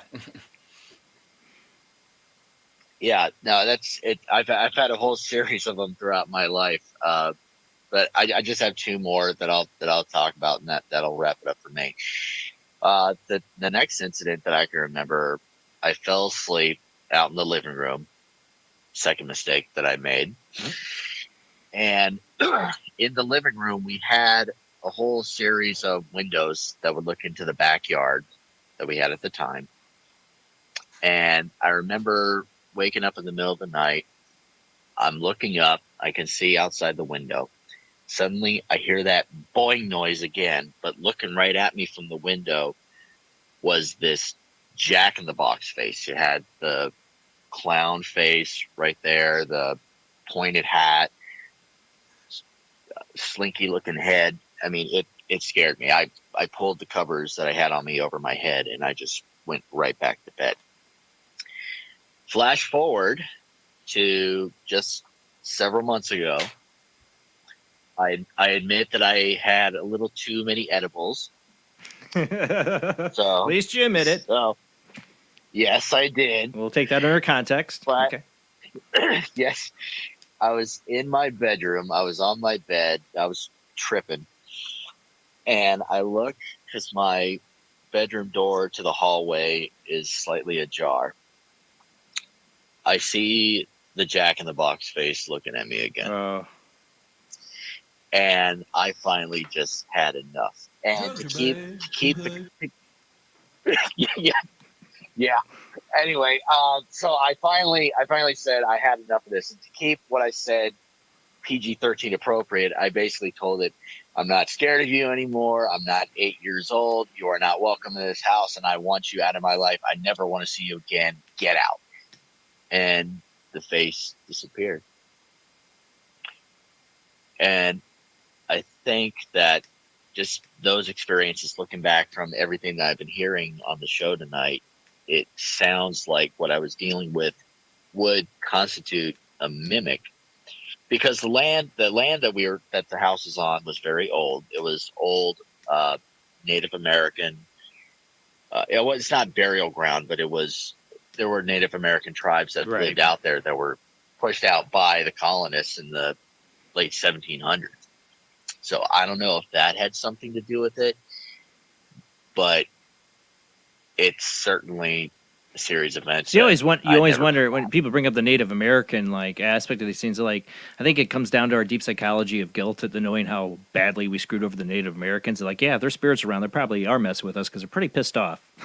they have reason to be, you know. Send the skinwalkers after us. It's kidding. Right?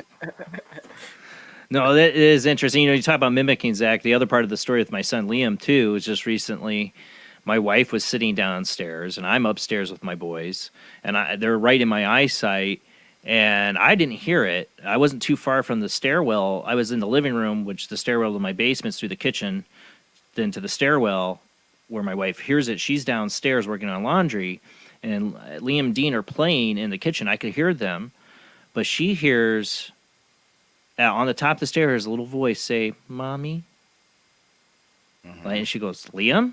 Like, I could hear her call up, "Liam, was that you?" And I'm like, "Liam's right here with me. He's not doing anything. You know, they're just playing." But they were being kind of quiet. You know, they weren't being loud like they usually are. And I'm like, he wasn't at the stairwell. He did not say "mommy." He was not there. And she heard that, but she said it mimicked him. Him coming to the stairs. My stepmom had a very similar experience. So my little sister, this is in Temecula, California. My little sister was at school, and my stepmom and her mom were both downstairs, cleaning or whatever. I can't remember exactly what she was doing. And then both of them hear Sydney saying, "Mom," from upstairs, and she's at school. And so that freaked her out, and no one was there, obviously. And I was thinking that it's either, I told her that's either mimicking or something residual. And so, but that was very interesting when she told me that, because There's two. It's always interesting to me when these are completely sane people. They actually don't even care about the paranormal or anything. They're just normal people. I say that in a way like we're not normal, but there's just normal people that don't do any paranormal things or even watch or do anything paranormal stuff, and they just had this crazy experience, and there's 2 witnesses to it, so that was really cool. And I believe her too. So it was, but it freaked them out. I witnessed it. My friend lived in a house that was definitely haunted. They would hear a crying baby. I witnessed that.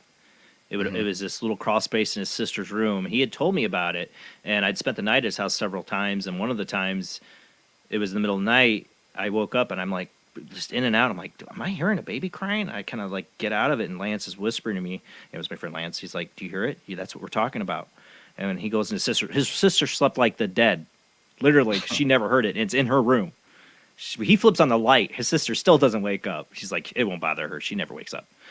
And we're listening, where I can hear this baby's crying. Like, is it in the house or is it outside the house? He's like, go to the crawl space. There's like this little door in her room that went to like this little crawl space area. And I'm like, yeah, it does sound like it's almost coming from in there. And as soon as he opened the door, I'm like, he opens the door, it stopped. It's like that, gone. It's just interesting that it kind of reacted to that. Like, it's not. It did. Just... There's another.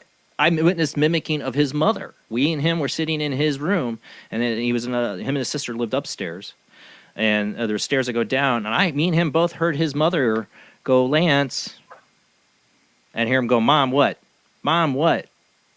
Mom, that typical conversation. What do you want? Because we both heard it, and he goes downstairs to find she's in the kitchen. She's like, I never called for you. So I have a story from my mother. She told me that she was just.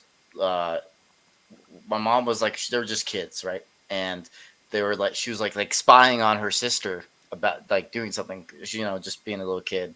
And then all of a sudden, someone said her sister's name in a male's voice. There's no male that lives there.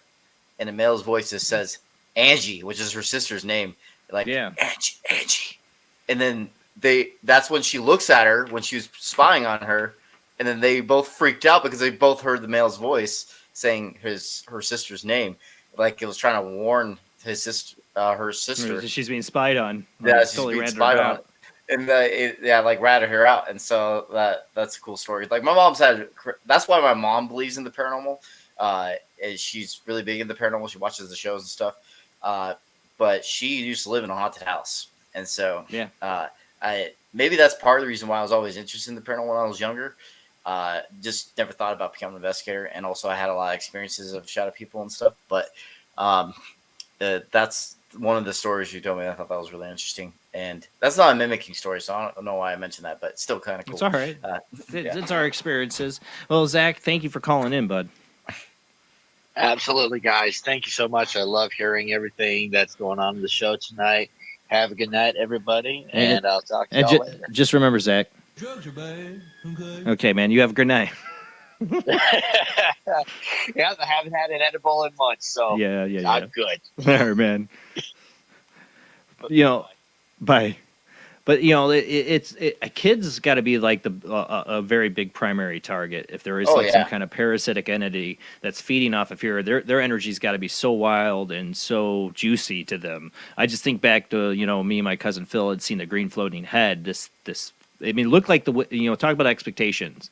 Its face looked like the Wicked Witch from Wizard of Oz. It was green, but it was glowing green, so that's why I kind of think of that. But it was feminine like that, in a tortured state, and just howling as it flew through the room.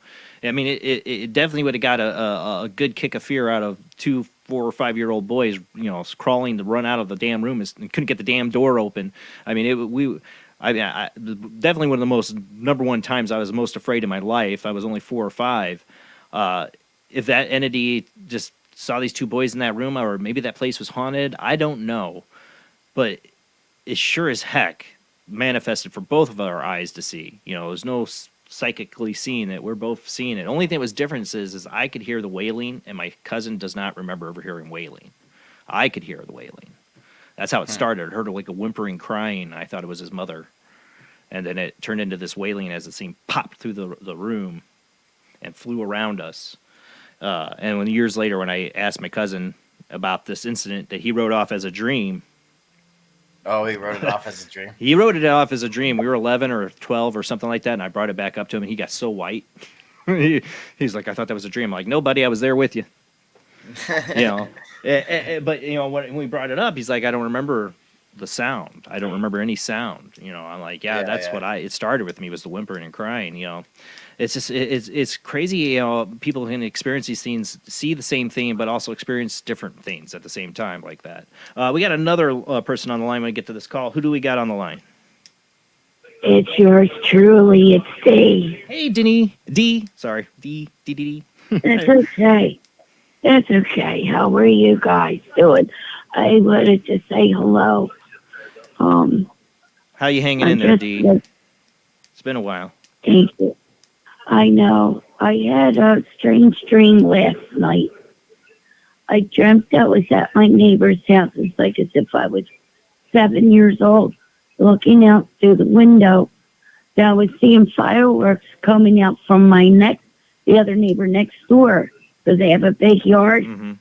And then the third fireworks that shot up, all of a sudden, this big, gigantic bird flew out from the fireworks into the house where I was at. And then came out a picture of a kid. And I said, get in the house before that it was like a big flying pelican. And then we went to a place, like a food. Hey, D, really quick. Hey, D, we're getting some. Do you have the show turned on in the background? Okay, I better shut that off. Yeah, shut that off. And I have my TV set on too. Yeah. Let me turn the TV set down. Sorry to interrupt you, but it's starting to echo. That's okay. Oh, it's on the Bernie Mac show. Well, turn him down. Turn him down too. Okay. Yeah, I did. Okay, there we go. Yeah. So then I told the kid to get back into the house, and then we wound up at this food pantry thing. But all of a sudden, we go somewhere else in the dream that they were taking things away. I don't understand this, but that pelican really scared me. Well, I always say about dreams, and we've had guests on it that specialize in this, but I always agree with them, is you need to write it all down and then look at what those different things you saw in those dreams mean to you. Like, look at different, deeper meanings. Maybe it is a subconscious thing trying to tell you, and usually it'll use the meanings behind symbology in your dreams. Oh, I have a question. Oh. Yeah. Do you know, like, what the meaning is if you lose teeth or something like that in your dream? I got that one. Yeah. It's usually. Yeah, I got that like a couple days ago, and so I was wondering what the meaning of that meant, because like loss of control. Loss of control. Yeah. Oh, that's actually what I felt like. Actually, yeah, so that makes sense. Yeah, I've had that nightmare plenty of times. Yeah, it's one of usually the worst. it's because you're losing control. Yeah, that's funny that I had that dream then, because I was literally losing control of the film, trying to make this film happen, and also the Marine Corps and everything. And it was getting in the way, and I couldn't do it. And I was like, and the funding, and so many other factors. And that's around the time I had that dream. So that's weird. Yep. So I was like, losing I control. definitely feel you on that. I hate that. I hate that dream. I was wondering what that dream was about, and I don't know if it's because of me being on the medication. Yeah. And stuff. But I also still wondered, because Tuesday night before Wednesday, when I'm in my kitchen, I was leaning into my living room on this bag, and I'm still wondering why I collapsed.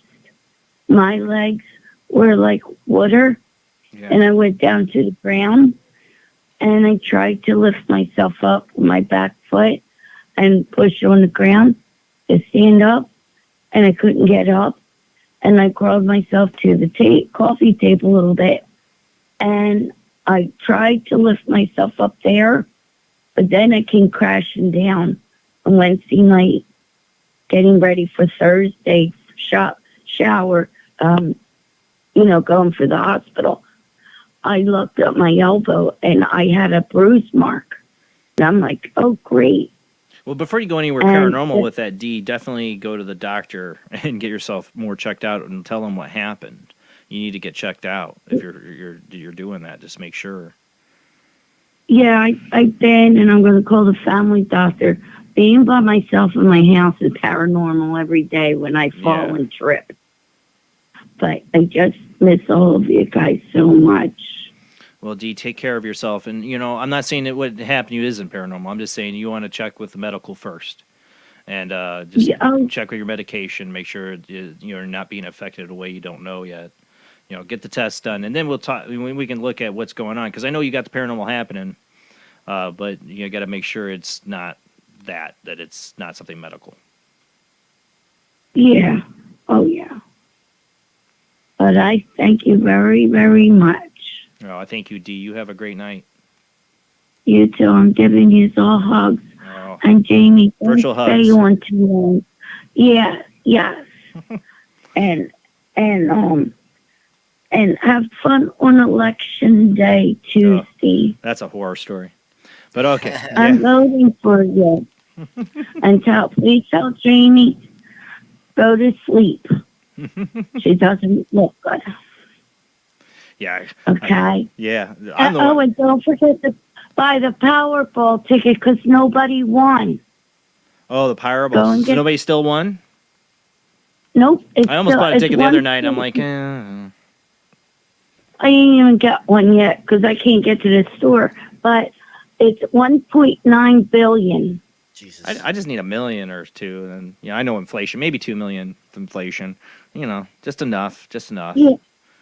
Yeah, that's so how you much go play it when is you give me a donation, $1 million, couple million. No, that's all right. Yes, I will when I get the ticket. Yeah, I gotta get a ticket too. Can't win if you don't play, right?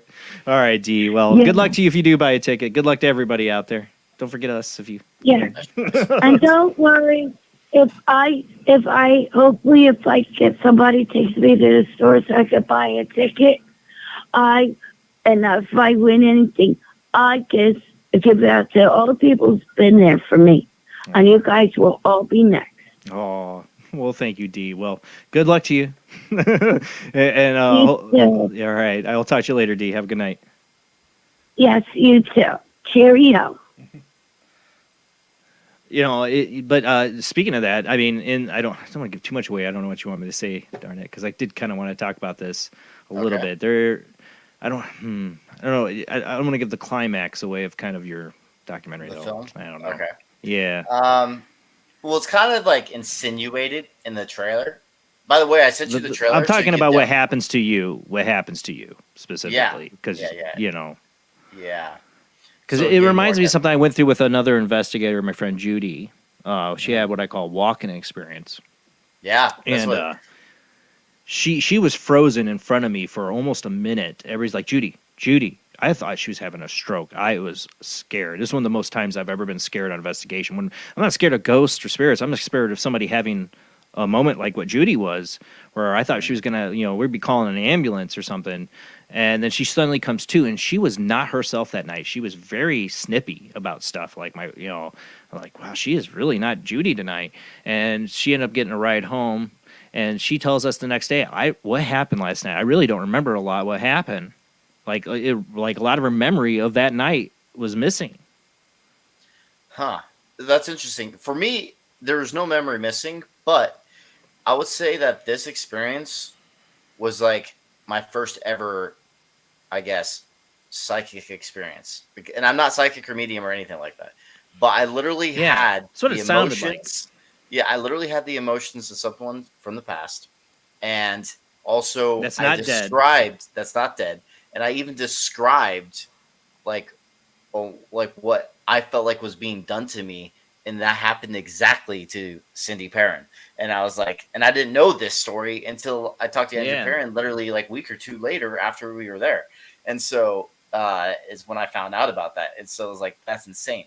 So I do believe that all of us have an ability to open ourselves up. And I did that night. And I'm not psychic or medium or anything like that. I just really opened up that night. And I had things to back up my experience, not just with what your parents said, but also with some of the equipment, like saying certain things. So it was very strange. I definitely recommend watching it. Actually, you haven't told me your full thoughts on the film yet, so I'm curious about it.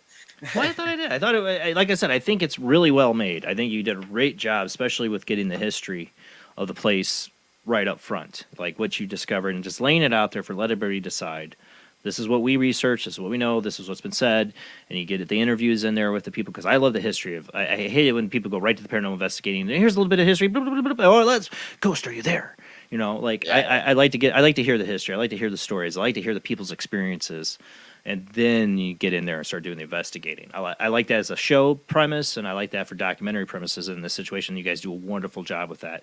The only thing that concerns me is how much you put yourself at risk. And I know you say why you do it, and we got it. I know, but even if you don't fear these things, I think there's a little bit of danger when you invite anything in or use your. I always warn people not even to say use my energy to manifest. Don't give anything permission. That's just maybe it's just because I don't ever want anybody to experience what I experienced. Interesting. It was going pretty hard, and it's weird because I don't even mind even if it got hurt, like physically. I don't really care. It's like I'm weird like you that. You should though. I'm weird. You really like that. should, Matt. You really should. The reason I'm saying like I worry about manifest for me. That's all I want. And even that experience, like I wasn't even scared during it. I was feeling someone else's emotions, and I was the reason why I opened up so much is because I was wanting the entire experience. I didn't back off those feelings. If I did, I would have just left the building right away after I was feeling that. But I was fully engulfed into what I was trying to experience and what I did experience there. I let it happen. I let it all affect me. And I went all in, and I was aware of what was happening in some aspects, not all of it.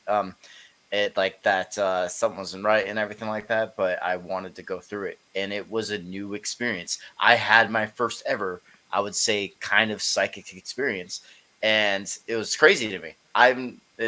Anyone can open up. I feel like I'm very mostly scientific minded person, and I opened up that day, and that just goes to show that anyone can actually do it. I think personally. I've experienced that. You know, I've had a lot of psychic different things happen to me all my life. I can remember as a child, but one of the things that happened to me was, and I've talked about it on the show, I know, but I held a picture. I was telling you about the photograph album of the guy's funeral. Well, I went to this house not knowing it was haunted. They didn't tell me, and then as soon as I walked through the door, I could immediately feel this presence communicating to me, and I'm not a psychic, but I right away turned to my wife. I go, "Yeah, there's something here." And he goes, "Oh, he knows." And they pull out this photo album. I have not told the name of this guy at all. I'm looking at a picture of him in the casket, holding this picture, and I say his first name, and the owner's like, "I haven't even told my girlfriend yet what the name of the guy was," and that. It's like, so I don't know how you know that. And he walks out of the room, and his girlfriend and my wife are like, "Well, what's the last name?" I'm like, "I don't know why I said the first." And I even said the last name. I could hear a little inner voice telling it to me. He comes back and they say, "What's his last name?" And he says it. I remember my wife and her girlfriend slamming their hands down on the table, like, "God dang, he just said that name."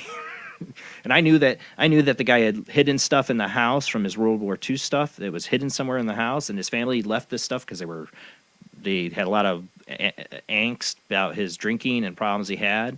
He served in World War II, and lo and behold, 2 weeks later, she finds the stuff I talked about that was hidden, all of his World War II stuff.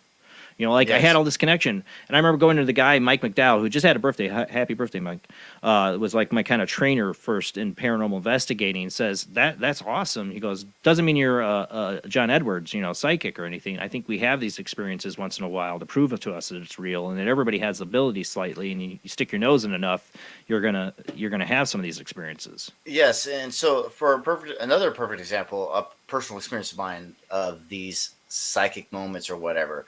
I had a family get together for 4th of July one time, and my aunt was there, and I didn't know what it was. I couldn't put my finger on it, but for some reason, energy-wise, she felt different to me. I didn't know what it was.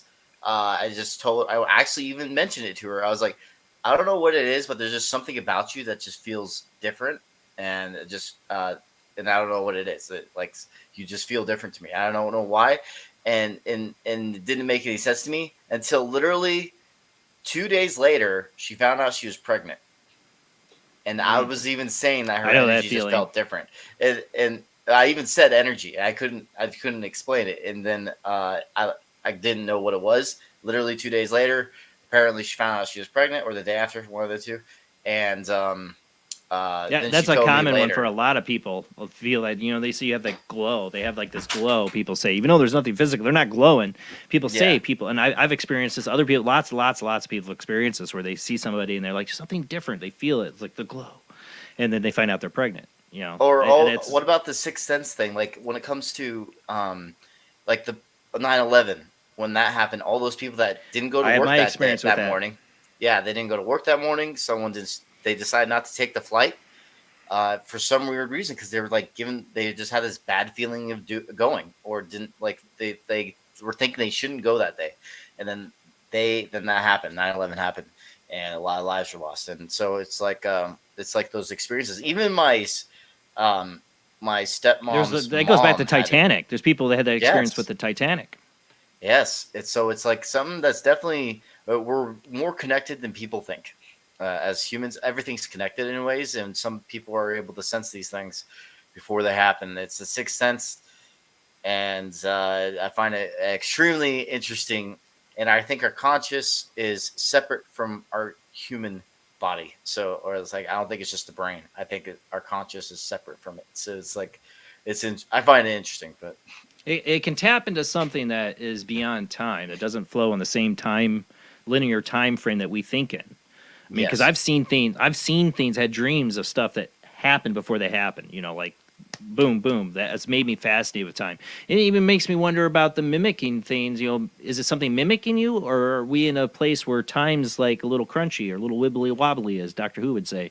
You know, like, where somebody sees somebody that's there that they know is physically alive, but they weren't. You know, is it the multiverse collapsing in a little place in itself? Like my dad used to experience this. He worked putting in alarms and stuff, and he'd go to these work locations and he'd go in and they'd be like, "You were just here, weren't you?" And he's like, "No, I just got here." And they would describe somebody that looked just like him coming in before him to do a job, something electrical or whatever. And he had this happen more than a few times. Like he had like a doppelganger out there. I know it's even such a theme for like Nordic.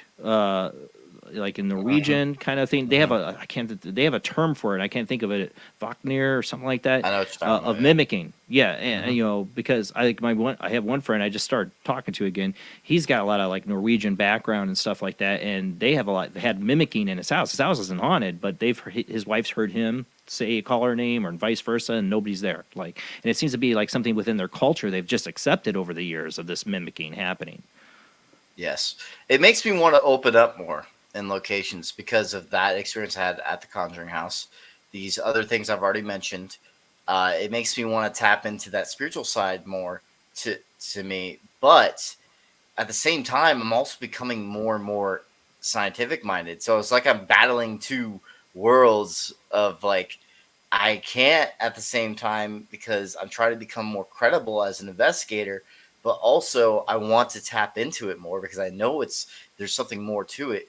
But I don't know if I'll be taking that seriously if I start going down that route, as an investigator, because I want to appeal to the skeptics. I want to appeal to people that are more open-minded to it, but, not 100% there yet, and also to the science community. So I'm like, it's that thin red line I'm trying to, like, not go too far into, but at the same time, maybe on my own time, like, kind of maybe tap into it more. It's a strange, it's I don't know, a path. I know the feeling. Like I've had like a lot of psychic experiences. I don't say I'm a psychic, or anything like that, but I've had a lot of psychic experiences, and I a lot of times go into a location already can feel if this is going to be a good one or not. You know what I'm saying? I can feel the energy or know somebody's not lying to me. There is something here. I feel it, and I have to separate that from okay. I'm not going to think about that right now. I want to just get an objective experience here, what is happening, and not feed into it or give into the funhouse effect, as I call it. which I see a lot of people do, and that might actually feed the activity with their fear when they are jumping and excited at everything. But it also makes you not objective to collect the data and to understand what's happening around you, to know if it's really paranormal phenomenon or is it a conjecture or something you could debunk. Yes, It's a hard balance to keep. It is very hard, and it puts me in a predicament. I'm like, shit, because the next film is very scientific based, and to be honest, I'm a little embarrassed from that part of the Harrisville haunting, and it's not because the experience isn't real or anything. I just don't want to be known as like another Zach Bagans where I'm possessed in every episode or whatever. And I'm not. The thing is, like, I'm not. Like this. What happened to me there is extremely rare. But like it was also the real experience, and I had to portray it into the film because there was things that correlated and made sense to what actually happened. If I probably had zero evidence of what happened there, I don't know, I'll be debating and keeping it in there because but there was small evidence pieces that kind of like helped like show my experience was legitimate. Like what was being said in the devices, what was being predicted, what was afterwards with Andrea Perron's interview. Like there's too many things that happen and correlations that I was like, okay, it has to be in the film. But I was a little embarrassed about it, to be honest, because now some people are going to think I'm crazy. And like, especially the disbelievers are just going to think I'm crazy or weird or just acting is what they're going to think now. And so I didn't really want that in the film because, like I said, I could see you thinking like, do I really want this part of the be in the film? Because but when these things happen, they're crazy and unbelievable, but they happen. And when you start, like I say, sticking your nose out, and like I said, you invited it in. When you do that, when you give it permission, you opened yourself up. And luckily, I think for you, you had more of not like a possession. I don't think you did either. I don't think you had a possession. It sounds like you did open yourself up to picking up on a past energy there somehow, a psychic experience, which is interesting that it went down that way. When I first saw the film and I saw you crumble, I'm like, oh, you asked for it. You asked for it. I thought you got pushed or something, Oh, yeah, no. A lot of people did, but I kept that in the trailer, so people thought I was pushed, but I really wasn't. You were just what happened. overwhelmed by the moment, right? And we can talk a little more. Actually, I was feeling very disoriented, and I was losing my balance completely. And so and I say it in the film. So for people thinking though that I changed that or whatever, no, that happened on the spot. I say it on the spot when it happened. Like nothing was changed. I didn't say it in a voiceover. That's what happened. No, that's actually what happened. And in the film, I recommend seeing it because, like I said, it's the true. I mentioned before, I think that is the true story. I know Jason has definitely mentioned it. It is the true story of the location, and also it's more. I would say, editing-wise, it's unique. I think when it comes to sound design, music, it's a lot more atmospheric, and it's not the stupid cookie cutter editing style that you see on TV shows, like bam, bam, like all these dramatic like sounds that sound so weird and corny, and sounds like also using Halloween sound effects. To be honest, I don't watch the TV shows at all anymore. I really can't. I haven't in years because a lot of it drives me nuts. We're going to go to our last commercial break, come back, see if anybody else has want to join in on this conversation, guys. But we got to go to our last commercial break here, and we'll be back with our guest, Matt Benton, to talk about more of the Conjuring experience. Maybe talk a little bit about what was going through your head at that moment when you're having this psychic experience. Because I think a lot of people have had experiences like this, and they don't understand what's happening to them when they do. And it's an interesting experience when you tap into something that's happened in the past, or you're tapping into that full emotion. When we come back from the short commercial break, guys.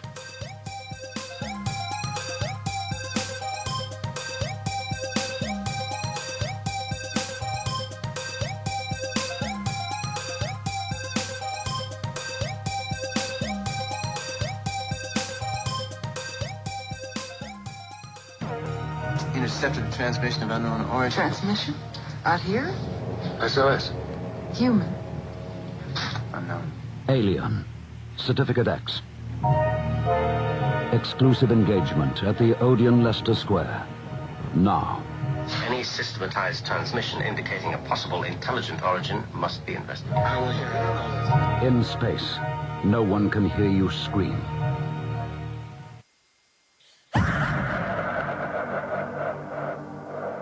If you are interested in discovering the truth about the paranormal and want to hear from leading researchers in the field, join Justin Brown on his 3 weekly shows named My Paranormal Soapbox, Necromancer Live Show, and the Supernatural Symposium, live on Facebook, YouTube, and InterfaceDeath.net.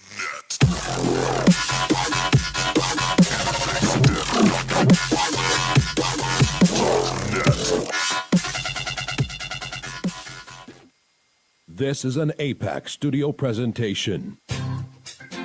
Hi, I'm Barry, owner-operator of Barry's Barometer Barn. Lately, I bet you've been lying awake at night asking yourself, how many barometers do I really need? Well, at Barry's Barometer Barn, we think you need more than one. Otherwise, we're gonna go out of business. Remember, at Barry's Barometer Barn, we don't know the meaning of high-pressure sales. Come on, folks, buy another barometer. I'm trying to put my kids through college, I've got a family to support, and a secret mistress who isn't cheap. Visit Barry's Barometer Barn, 000 Storm Drive. Come on, folks, buy a barometer. I'm Barry's older brother, Larry, and every time one of you people walk past the store without coming in, Barry beats me.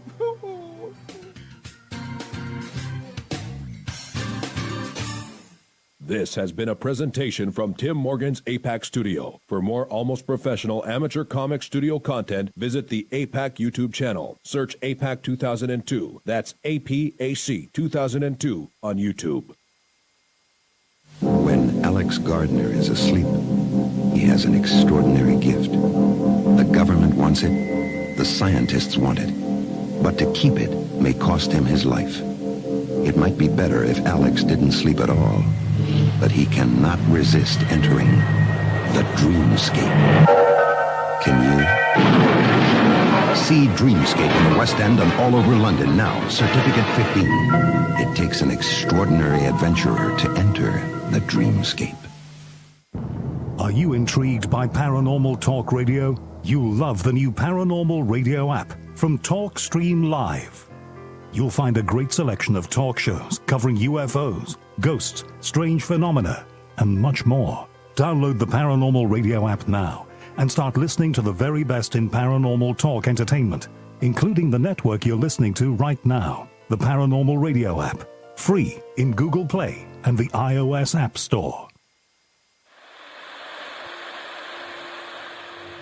Join us every Wednesday night at midnight Eastern Standard Time for Weird Wednesday, the live stream, with your hosts Jamie, the Living Dead Girl, and Rob, the Phantom, where we'll talk about all things paranormal, including zodiac, astrology, tarot card and oracle card readings, live ghost boxing and spirit communication, where we'll do Voices from Beyond, the Cold Case Files.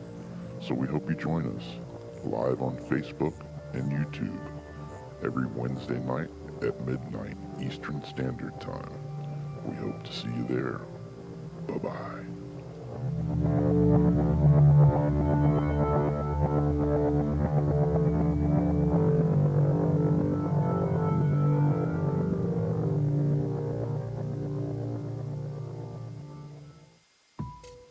Since 1948, Fate magazine has brought you reports of the strange and unknown, all of them true. Fate Radio is carrying on that tradition, bringing you the unusual, macabre, strange, and bizarre. Join host Kat Hobson Sunday nights from 8 to 10 p.m. Eastern on WBHM Digital Broadcasting.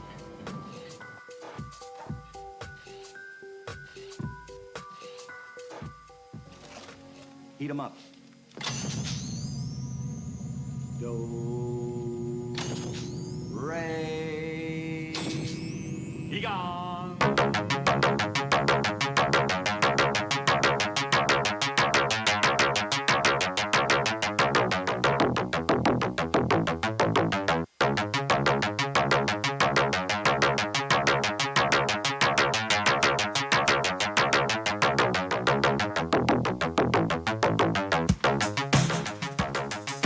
listening to Paranormal Soup, bringing you the weird every Sunday night. Call into the show and join the discussion.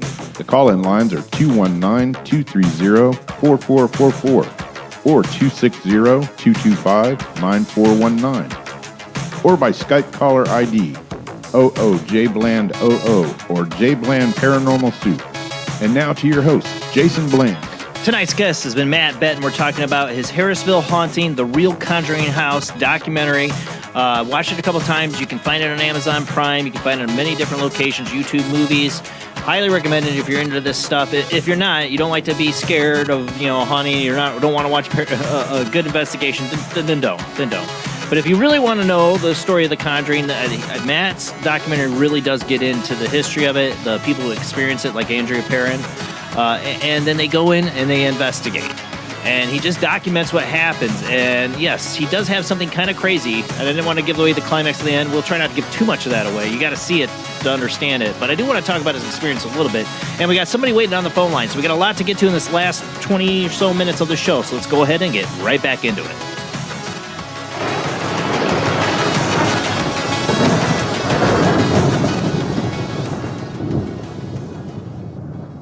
All right. Get Matt unmuted here, and I think we got somebody on the phone line. I had to call them back because my phone system likes to hang up. Speaking of that, I got to make sure it's off of Do Not Disturb. There we go. All right, let's see who we got online. Who do we got on the line? This is Rob. Hey, Rob. Thanks for calling in. Calling from Texas. Ah.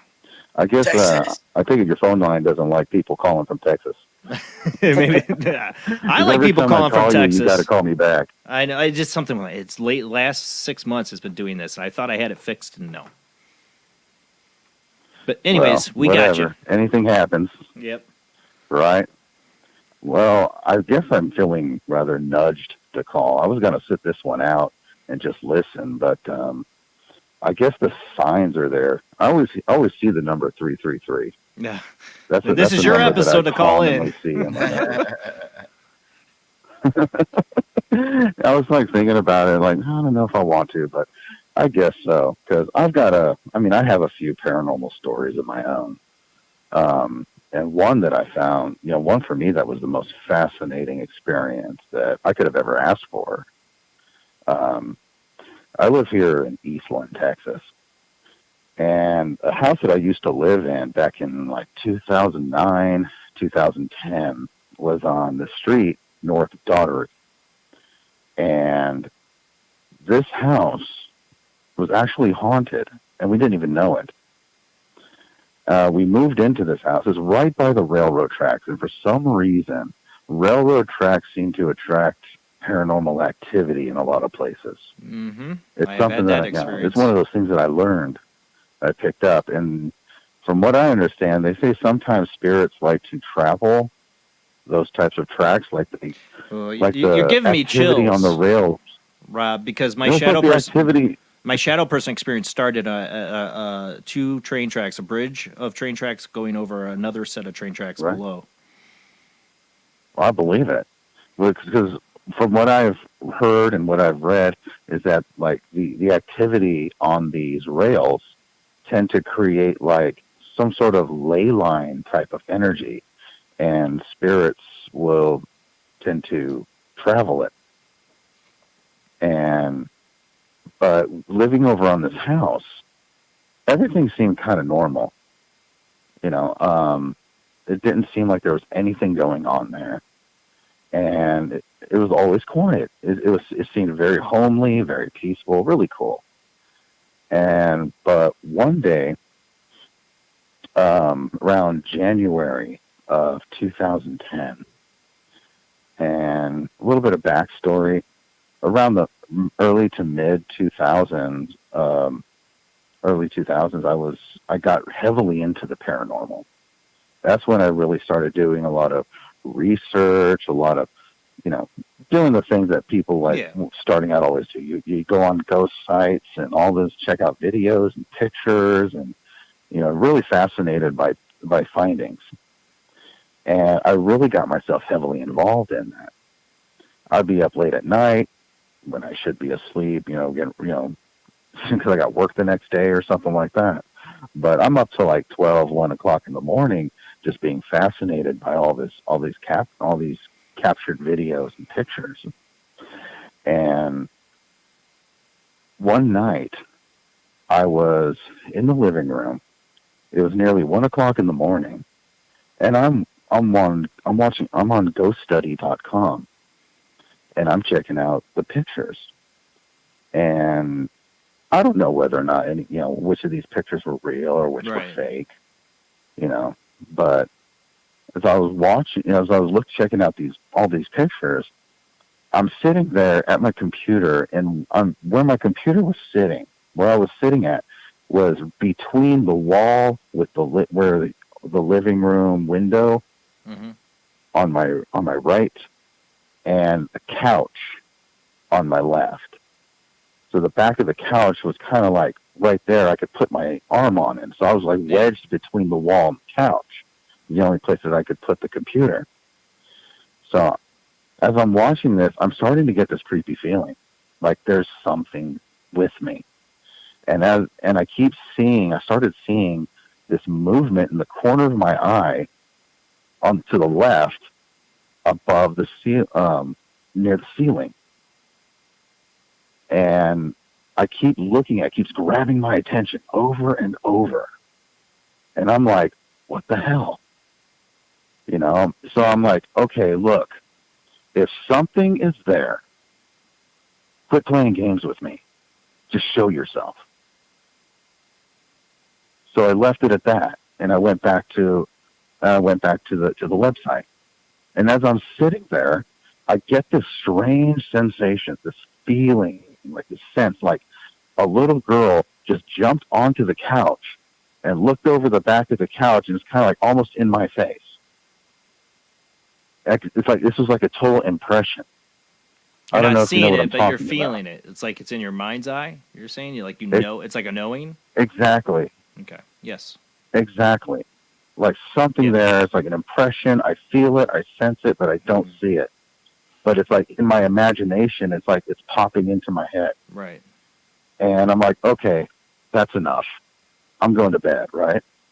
I'm watching too much of this stuff. It's getting to my head. And now let's go lay down in the dark and try to go to sleep. Yay! Right. So I go to bed. I think it's like, okay, I'm just gonna go to bed, sleep it off. It's just me, being paranoid. So I go to sleep, and I was married with another woman at the time, my ex-wife Valerie. She was already asleep, and she was laying in bed. So I went into bed, laid there with her, and I'm lying there trying to fall asleep. And I'm getting this impression, I'm getting this sense like, dude, look around. So I'm like, okay. I look up, I start looking around. And then I notice into the corner of the room, at the right corner of the room near the closet door, and it's like double sliding closet doors. And the closet doors are open, but outside the closet door, right there at the corner of the room, I'm seeing this strange, like an apparition of some kind. Like it's very vague, gray, and like it looks like smoke or fog. Okay. I've seen something like that. And it's just like in the corner of the room, and it's hovering there. And it's not exactly a human shape. It kind of looks like it could be humanoid, but like it was dressed in like flowing robes. And it was moving about very slowly, like underwater type. But it looked like fog or smoke. Yeah, like a mist of some kind, right? Exactly. And I'm looking at this thing, and I'm like, am I really seeing this? So I nudge Valerie awake, and she's like, what? I'm like, do me a favor. Take a look in that corner and tell me what you see. So she kind of rubs her eyes, looks over in the corner, and then she like shakes her head and does a double take, and she's like, what the hell? And she sees it too. Yeah. So we're both staring at this thing. And I'm like, what is that? And she's like, I have no idea. And we're looking at this thing, and it's just sitting there. Next thing we know, it starts moving. It starts going across the room in front of us to the wall on the other side near the bathroom door. And it starts pacing back and forth, wall to wall, really slow, for like the next 2 hours. And we're watching this thing. About a half an hour into this, I mean, I thought I was going to be freaked out. Right. To see it, because I'm always like, I was always watching in jumpy. shock and awe. Yeah. Yeah. I was always thinking like, man, something's around the corner. It's dark in here, and I'm just like getting my head filled with paranormal stuff. But when I saw this thing, I had no fear at all. I was fascinated. Yeah. I was intrigued by what I was seeing, and it seemed absolutely harmless. There was like no hostility in the air at all. Yeah. And we're both watching this thing going back and forth. And this is the crazy part. This is a part like you would think like, nah, this ain't believable. But after about a half an hour, 45 minutes or so of watching this thing going back and forth, I sat up straight. I sat up in my bed and I reached out to it. And Valerie was like, "What are you doing?" I'm like, "Hold on, I want to see something." So I'm reached out towards it with my hand, and it starts moving slowly towards me. And I thought it was going to touch me on my hand. Instead, it went past my hand, and it touched my wrist. And when it touched me, I didn't feel anything physical, not like another hand or anything touching my skin. It just felt very cold. It felt like as if you put like your hand over dry ice and just let the cold chill just touch your skin. And that's all I felt. Interesting. And when it reached out to me, it's like it wasn't really an arm. It was kind of like a tentacle looking type of thing. Yeah. Coming out from its like I said, it looked like it had flowing robes. But from this, its image, it had like these couple of tentacles, and it reached out and touched me with it. And it went right back to the corner where it was and started pacing again. So by the time we were watching that thing, 2 hours had passed by, and all of a sudden it stops right in front of the closet doors. Like I said, the closet doors were open. So you see the white wall of the closet behind it. Yeah. And all of a sudden, the top of it actually morphs a shape to a head. So where you see this grayish image, this profile of a man, and it has a beard, and it's like it has short hair, a beard, and you can see you can see the shading of the eyes and the nose and the mouth and everything. Valerie looks at this thing and goes, "Okay, I'm going back to sleep." You're going back to sleep after that? I'd be turning the lights on. Valerie was she'd already seen a lot of paranormal stuff in her life before she even met me. So these things were nothing new. She's seen shadow people. I've had a similar situation more than once. Loved ones. In bed with my wife. A similar situation of seeing something while we're in bed. Both of us seeing it and watching it for a long time. And then, okay, time to go back to sleep. We got to get over to work in the morning. So I know.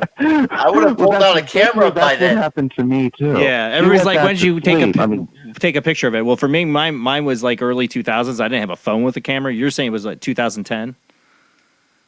Yeah, I didn't have. I wanted to take a picture, but technology, you can't take pictures of the dark. Okay. Yeah, it would have been much to see. But, yeah, it would have been bad back then. We're going to run out of time. We're getting close to the end of the show. Rob, I want to thank you for calling in and sharing that experience. That's incredible. All right, cool. Yeah, there was a little bit more to that I wanted to share, but if you're running out of time, that's cool. Can you give it like a minute of time to share? Get like a minute to 2 minutes? Absolutely. Okay, go ahead. Absolutely. Later that year, we moved out of that house, and my wife's cousin lived down the street. When after we moved out, another woman with a child moved in, and he started dating her. And one day, just a couple years ago, I started telling him about this story. And he goes, "Yeah, you know what, dude? I saw it too. Oh. I started dating this girl. I was sleeping over there one night, and I saw it in her bedroom." That's cool. And I'm like, dude, confirmation. I just wasn't, it just wasn't me. It just wasn't the two of us. He saw it too. 3 people to. And it's like. Now I just got to get to know somebody that's going to live there, stay there, and have a camera with every time. infrared. Yeah, Repeating ready to go. Results. Yeah, I don't know. I That's would the love thing. to You revisit wonder. that house. Yeah, I bet. Yeah. Yeah, I would love to revisit that house sometime and see if I could find anything. Especially there. something like that that's reoccurred for 2 people. You know, eventually, you just never know when that reoccurrence is going to happen to capture it. You know, but enough due it's diligence. hard to maybe. measure the paranormal. That's the issue, and that's why science. And to this day, I'm waiting. To this day, I'm hoping and waiting for another type of experience like that, but it hasn't really come yet. I've seen little shadow things and stuff like that, but nothing as fascinating as what I saw that night. Well, again, thank you, Rob, for calling in. Right. You guys have a good night, and enjoy the rest of the show. Yeah. You know, you have a good one. The Misty Form experience I've seen on a place called Primrose Road, where we had like 7 investigators out on this road, and I had given my camera away to another investigator, and I'm right up front, and that investigator's like behind us, and for a very few seconds, a mist suddenly came into the road and formed into a feminine-like figure, and this is what people have reported to see is a feminine white-dressed lady. Well, it didn't get to that form, but it almost did. It's like it came together as a mist, and we all gasped and stopped, like, well, you see that? Oh my God. And it was very short-lived, but it was there in front of us, and the guy with the camera's behind us. I'm like, and it's gone. That sucks. Randolph County Infirmary had an experience too when I was doing Man vs. Paranormal. I was looking down the hallway, way down there, and I was seeing a shadowy mass. And then, but it was kind of like it's weird how it was forming, and then all of a sudden I see it dematerialize. And it was weird how it dematerialized. It was very weird. I don't know if that was my imagination because it was pretty far down the hallway what I was seeing, and it was starting to get dark. When the sun's going down. Yeah. That's when there's light coming down the hallway, but it was getting dark, so it was bluish light, and it was weird experience. But it was when I was there by myself, so that was cool. It's always better when you have other people with you. Like I said, I know. Had two experiences laying in bed. One was our first apartment, which was definitely haunted, and we didn't freak out, but we could see like these glowing faces coming from this corner of the wall that pointed at the hospital that is now gone. But that hospital probably had a lot of history, and we wondered if it was coming from there. But the house was haunted. But we could see these faces just coming in through the wall. I'm like, "You see this?" She's like, "Yeah." And we just sat and watched it. We just watched it. We didn't have phones phones with cameras on them then. I would have loved to have a phone. Even in a low light, I would have tried. We didn't have that. And the other time was, this goes back to the Bell Guinness investigation when I saw, we think something followed us home because I saw a girl in a gray dress hanging from my ceiling. And then later, I think it was the same evening, my wife could see, and I could see a feminine-like feature. It had you can almost see there's hair, but it's dark, and a shadow figure over me, waving her hands over me. Do you see this right now? She goes, yes. I'm like, okay, and then she just kind of disappeared and went away, and we had to go to bed. We had to get up early in the morning. I'm like, all right, you ready to go to sleep now? But it is better when you have somebody else with you to see. Like seeing the green float ahead with my cousin. At least I know I wasn't my childhood imagination. When you're that young, to have somebody else have witnessed it. So it is better when you have witnesses. I do like the lone investigator deal, though. When you go in, you don't have anybody else there to compromise. It's a different mental thing. Yeah, that too. You're like the sacrificial lamb. Not just that. I was saying, you know what the name of this movie should be? Should be called Man versus Boredom. Yeah, sitting in the dark. Sitting in the dark because paranormal's rare, so a lot of nothing was happening most of the time. But it's like fishing. You sit out there, it's do nothing most of the time. Waiting for the fish to bite. You never know when they will. Yeah, exactly. And especially when it came to me becoming less and less fearful. Like the House of Wills is my last one. I literally had nothing happen the entire time because I had zero fear, is what I think.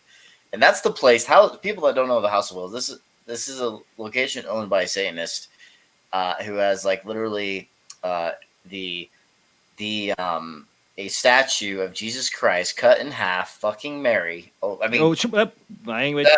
Blink. Sorry, having sex. We get the with gist Mary. of it. Cut in half, guts falling out, everything, messed up stuff there.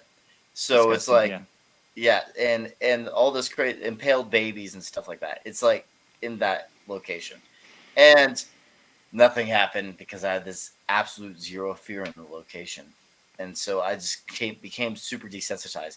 But you go to RCI, Randolph County Infirmary. You broke up there a minute. Say it again. Sorry, I just broke up. Yep. Randolph County Infirmary was my first time doing it, and I was nervous. I actually had a small bit of fear because I was by myself. I knew something bad happened to me. No one could get me. It just Joe's like, I was waiting for Matt to swear. Sorry, especially being in the Marine Did so Corps good. here. Almost the end of the show. You did so good, and then you ruined it. No, I'm sorry. Wait, aren't you on only YouTube and Facebook? YouTube, Facebook, and internet radio, but I censor myself. Oh, that's why. I make sure we're censored. I just want to make sure it's PG-13. You know. Okay, so you get in PG-13, you can get away with one. One maybe In movies, that's how it is. When it goes to the ratings of the movies, they could get away with one. And if they do more than I one, wish I had the like bleep thing to go bleep. I know. Sorry about that. It's all right. So anyway, it's interesting when you get rid of the fear. A lot less happens. There was somebody there with you that just walked behind you, right? No, that was a ghost. I'm just kidding. Yes, that was. I was like, what does it make sure? That was my brother. I'm at my brother's place, so yeah. We got to check on this show because we've had that happen. Rob, oh really? Infamously, a shadow theme person walked behind him. Hey, apparition, get back here! Just kidding. But so you're still serving in the Marines though? Yes, I have about 3 more years left of my contract. All right. Well, thank you again for your service. No problem. So I'm going to be doing this like as much as possible in the Marine Corps. In between, I'm only doing my 4 years though, and then I'm back to try and do this as my main goal. More films to come, but I plan on this next film. I'm trying to do it in the Marine Corps because I can't wait that long. I can't wait 3 years to do this next one. Yeah, I can't wait either if it's what I think it is. Like, what I'm like getting a gist a little bit of what you're talking about. Like, I want to see you get this done. I know. So, where can people get all like your website and YouTube? Let's make sure everybody gets that information where they can find all your material. So, YouTube channel is Devil's Hour Productions. You can look it up. Almost at 10,000 subscribers, so please subscribe. We're almost there. Also, when it comes to the Harrisville Haunting, like I said earlier, you can buy it on or rent it on Amazon Prime or Vudu or YouTube Movies, wherever you want to go. You can literally Google it, and it's everywhere, so you can see whichever streaming service you want to see it on.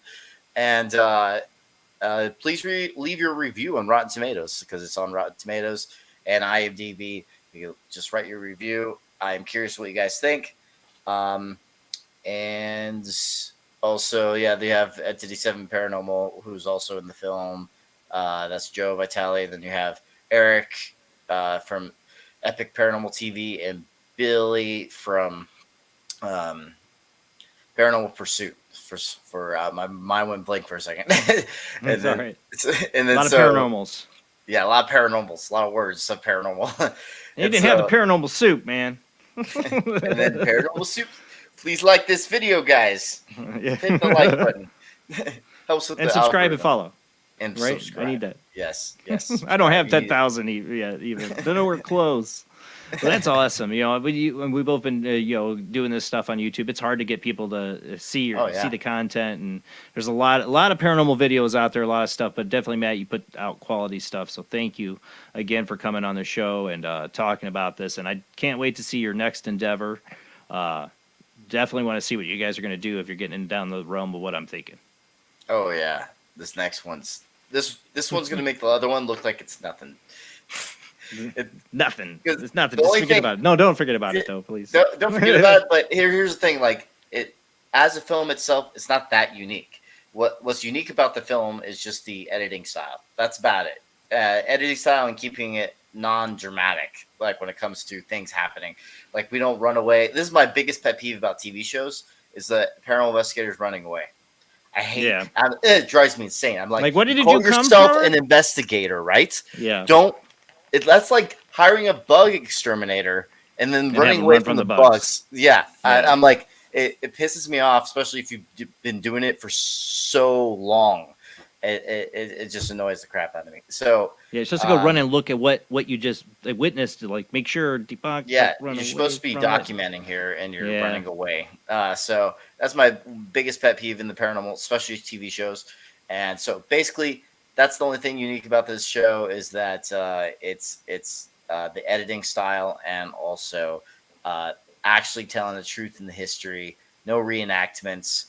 And that's how I like it. So reenactments drive me nuts. I mean, I used to like the it takes me out of the documentary style. Yeah, I mean, the only one I'll say I enjoyed was remember the old Haunting. Yes. Yeah, those were good. I didn't mind the reenactments in there. Yeah, that was a reenactment show, so that's different. That's not a documentary show. That's a story show. It's not a documentary show. It's a story show, and that's fine. It is on real stories, but still, it's. How's it going? So Karen, thank you for coming, Karen. She's asking how's it going on the GoFundMe. I didn't get enough funds, so I'm gonna have to push the documentary back. But all the people that did donate, thank you so much, and you will be put in the credits of the of the next film. Not the Harrisville. The next one.